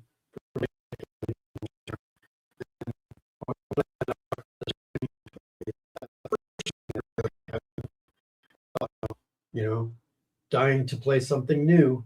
That's probably the negative, right, of all these new games. If we were back in Stratland and Apple, and you picked a game you like, because that was really back then too. I don't. Does anybody agree with this? Back then, and I did them both, but back then, wasn't it more you picked Strat or you picked Appa and you played it, and then when Strat came out with a new game, you bought Strat, and you bought Strat, and you bought Strat, and yeah, I get it. There were some people like me who maybe buy both, but you really just stuck with one game back then. And that allowed you to play those games long term because word loyalty here wasn't as much loyalty as it was the only game in town or the game you chose out of one or two. Now, every 5 minutes, somebody's releasing something, it seems like. And just in this chat earlier, when I first started this, there all those new games people talked about. Oh, well, I never heard any of these. So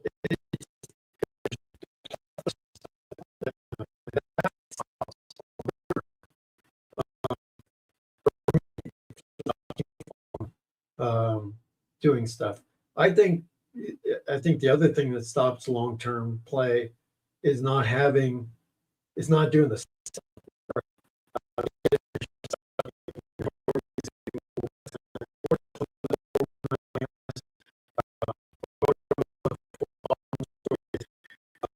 And I think again, this is why this could be an entire show. Having time interrupts things, and would everyone agree that C&D is a very momentum thing? I don't care what you're doing, what project you're playing, what game you have on your tabletop, what sport you're playing. It's a momentum thing. How many of us have sat down, started to play, like let's just say you're playing a game, or you're playing a season, you're playing a tournament. I don't care what you're doing, whatever your project is, and for some reason you just have a lot of time that day. I'm going to have a lot of time tomorrow to play, and you sit down and you start playing, and wow, man, you're just kicking. You're in a rhythm. You're in the zone, and you're playing and you're playing and you're having fun. Not just because you're going fast, but you're really just in a zone. Next thing you know, it's midnight. You're like, holy crap! I just played 25 games or whatever. Um, and but if you have life events, whether that's work, whether that's family, with kids and grandkids or whatever it is, constantly interrupting that, you lose that momentum, and you lose the momentum of the season or the project you're playing. And I think that can also tend itself to pushing it back into shelfware and in your project, back into your closet. And you start thinking, well, I'm not really moving the needle at all. And this is, now you start thinking about how long the season is, blah, blah, blah, blah, blah. So I think that affects it. I think having time set up, and I know some of you guys are fantastic with your time out there. You carve time. You basically say, Kevin Thomas is really good at this as well. Carving out, man, he gets up early in the morning and he carves out about, I don't know, Kevin, what do you carve out? An hour, 2 hours in the morning? Game.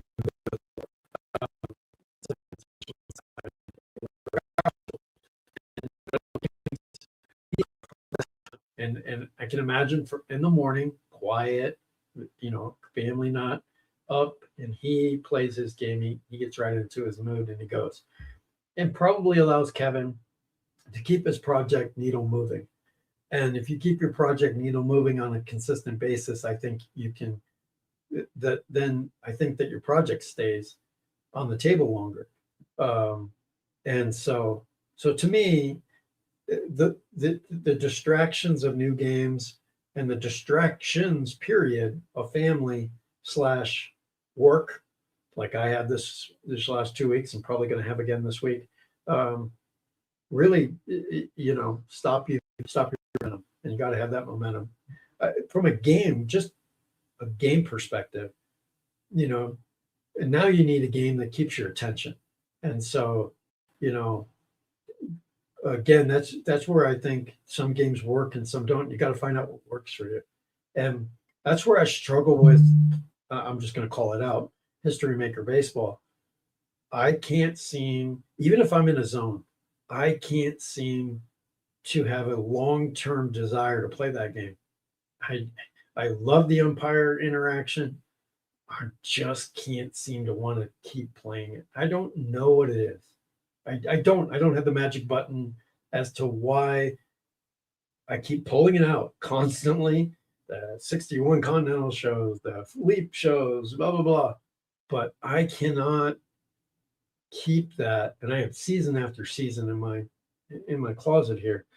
I don't know. I don't know what it is that does not connect for me for History Maker Baseball, but it doesn't. It just out, but I can't keep it long term. And does anybody else have a game like that you're just like constantly? I just, that is for me History Maker Baseball. I can really pick that one out of everything else, because when I get payoff pitch on my desk, I've already said that I completed an entire 1986 season, over 2,000 games, right? Payoff pitch. I've even done a lot with APA, where I can just sit and play that.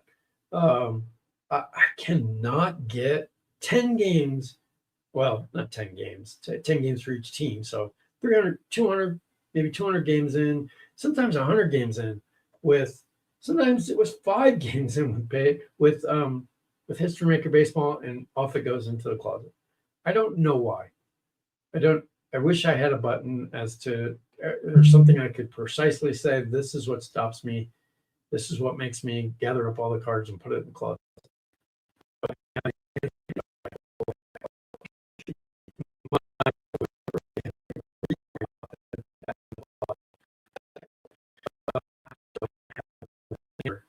For that. And just anybody else have that kind of, I don't want to call it love hate, but you got a game that you want to play, and you do, but it just finds its way back to the closet, and you just can't complete projects with it. Just can't. I don't know why that is with history. I'm just going on and on about it. That, for me, that's it. I cannot do long. So you got to pick a game. It's back to the what makes you stick with a long term.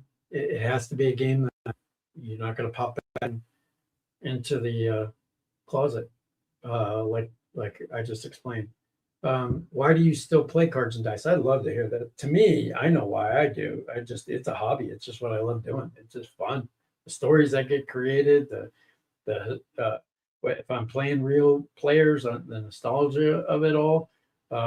There's some sort of internal satisfaction of finishing games, and I don't know. There's just nothing I would rather be doing than to be playing cards and dice. Just fun. That's why I do it. I don't know about you guys.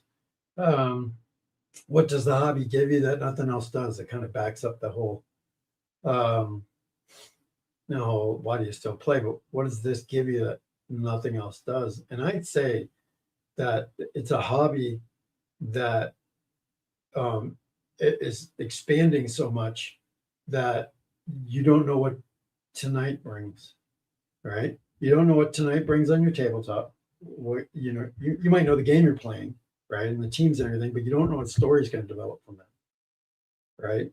You don't know what John Turnbull is going to release tomorrow morning, right? And so there might be a new game tomorrow from John.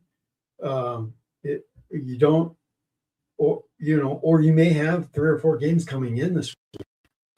They're coming in this week, so you're excited about that. To me, there is so much to look forward to that you can't. I don't know that there's other hobbies that you can do whenever.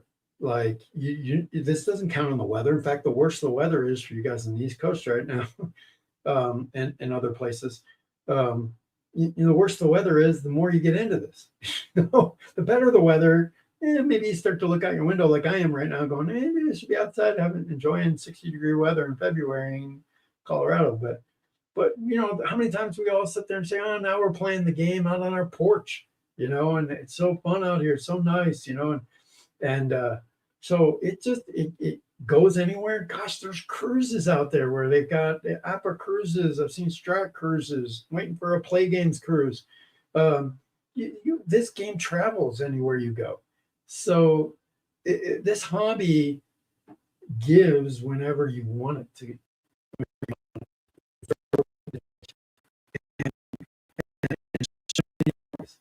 And for me, and so that's, to me, that's what it does. No other. Also, as we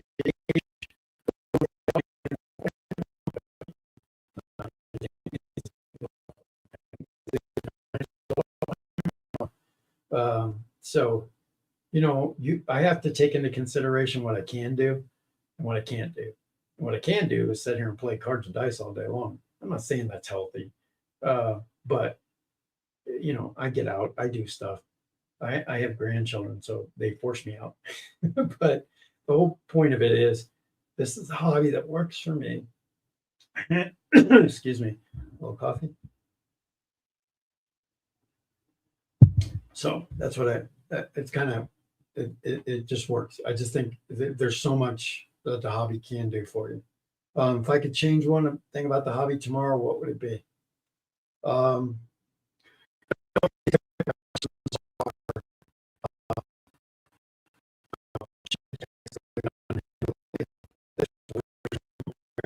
At least it's how I approach these type of questions, right? So it's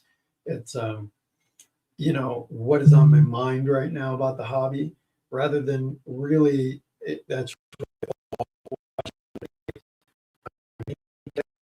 think of just the initial reaction I have in my head, which is more acceptance by people of technology.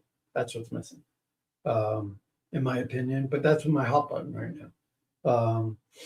I if I sat and thought about this for a long time, I would probably come up with something else. But or you could really divide. My cat is trying to get under the door and into my office. I could break this down into, well, what sports are missing or what seasons are missing in certain sports. What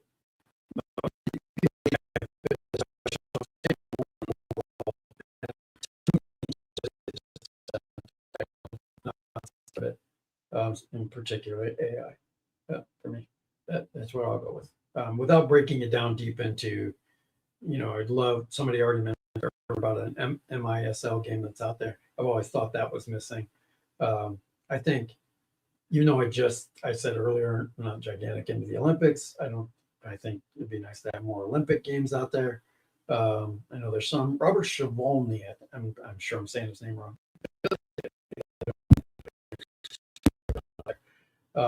Bought his Olympic games. But there's just not much out there for that type of stuff. But as these new developers have come on, we're getting more and more stuff. You get lacrosse games, you get fishing games, there's just so much that's starting to come. Just from again, if I went deeper into this subject, I would say a football game that connects. I still just don't think there's a football game out there that's connected widely. Definitely not one for me. And so I think that's still missing. I think basketball is, football and basketball are in the.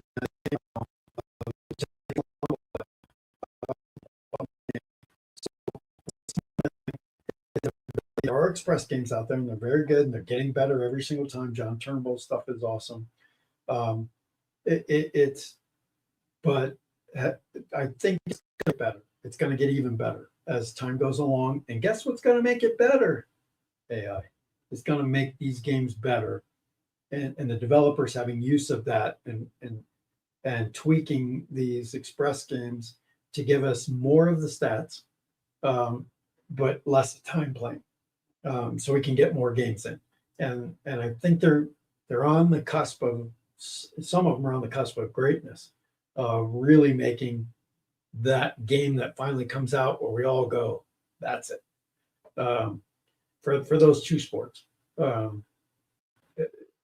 like we all have for baseball right now. We all have our favorite baseball games, and some of us buy them all like I do, and find the good out of each one.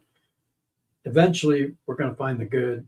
We're going to find some amazing football games out there, that are going to they're going to sit to your tabletops,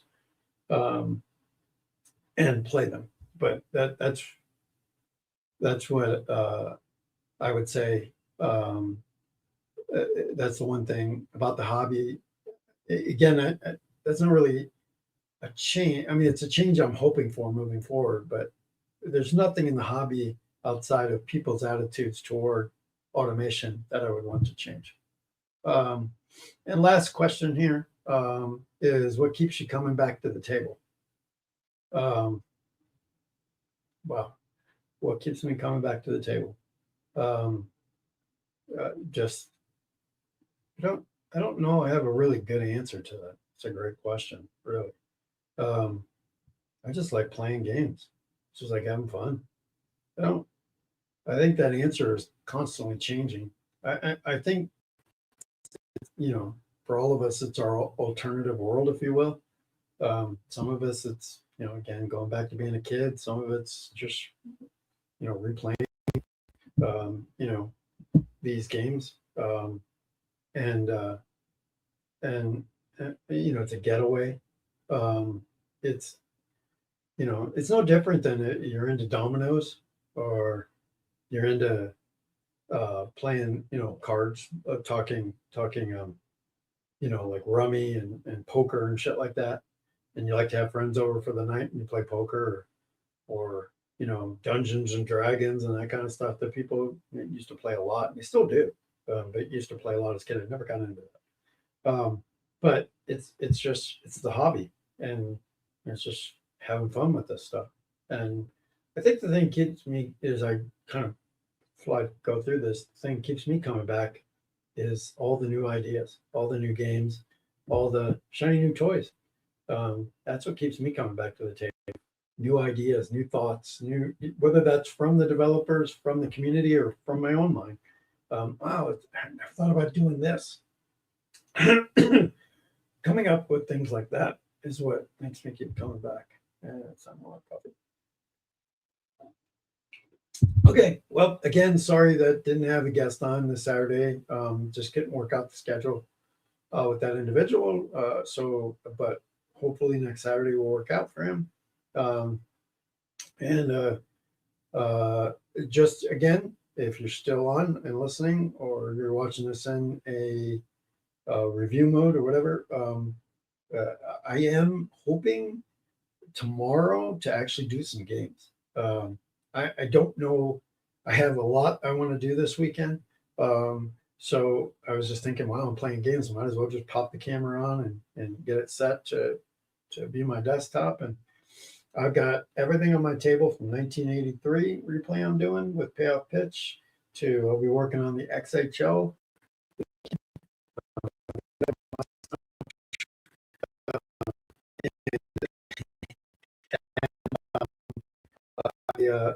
And really,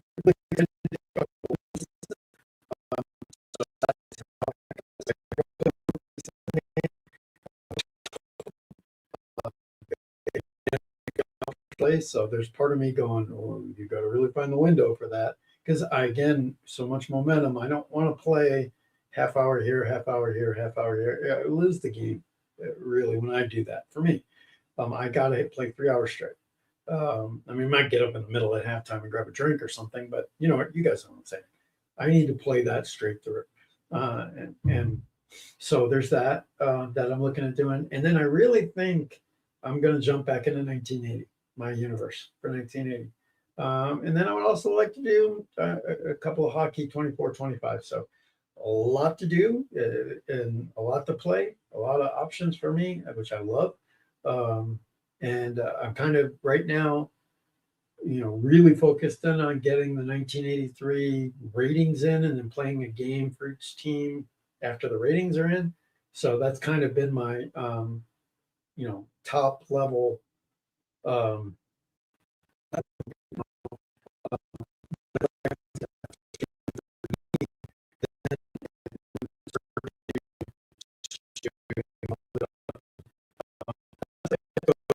because last thing that I want to say about, I feel like there's a difference between shelving a project and setting a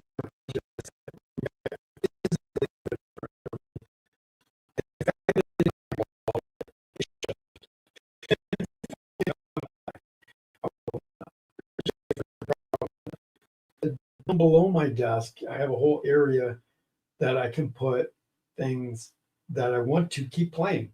But right now, so that I'm rotating things, it's in a rotation mode. So that's my rotation down there.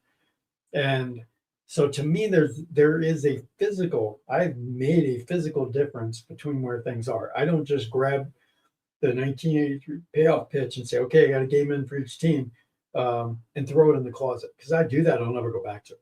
Probably not go back to it. So I have to out of sight, out of mind, if you will. So for me, they go down below here and they rotate. And so, I mean, I'm looking right behind me is my 24-25 NHL. So it's not going anywhere off my desktop. It's sitting right here on the corner of my desk. All the teams. So that's not moved anywhere.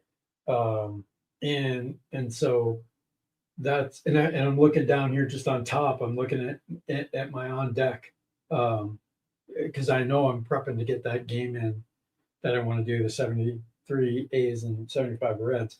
I've got most of the stuff here, but I got to go to storage and get the team. So, but to me, that's my rotation. I keep my rotation right here, and then and so this will stay here in my rotation.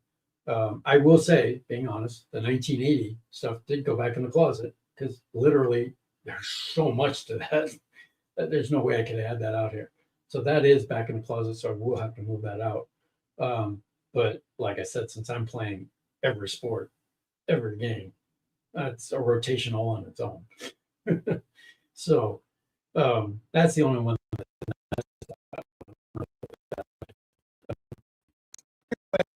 Guys, thanks for joining in and stopping by. Episode 10. 11 next week will be, we'll do is throw some questions out to the community. Again, I kind of like this format a little bit. But I would love to hear your questions as well. What do you guys want to talk about? What do you think is, things to just talk about in a setting like this? Also, if all things work out perfect, that Tuesday will definitely be, or whatever day it is during the week. I always say Tuesday, but the way my job's working right now, I just try and do a weekly episode, sometime Monday through Friday. And that will be that payoff. It's a payoff pitch on deck baseball game. I am doing that game. I just got to go get the cards. And my wife needs to get stuff out of the storage today, so I'm pretty damn sure we're going to head over there, especially with it being so nice. So hoping to get done during the week. And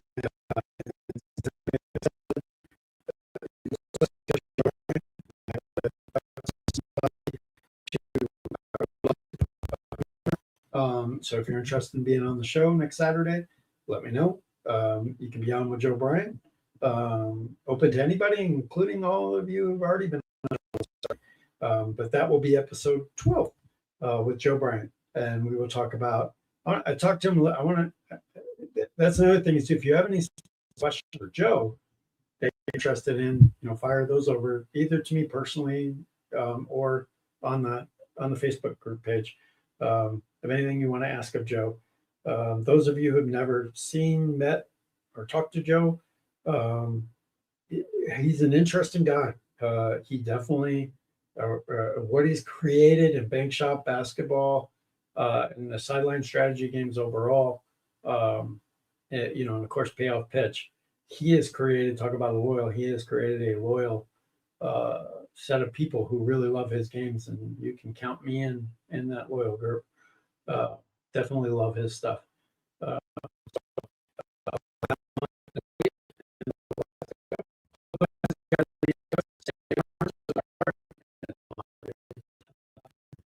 It really is.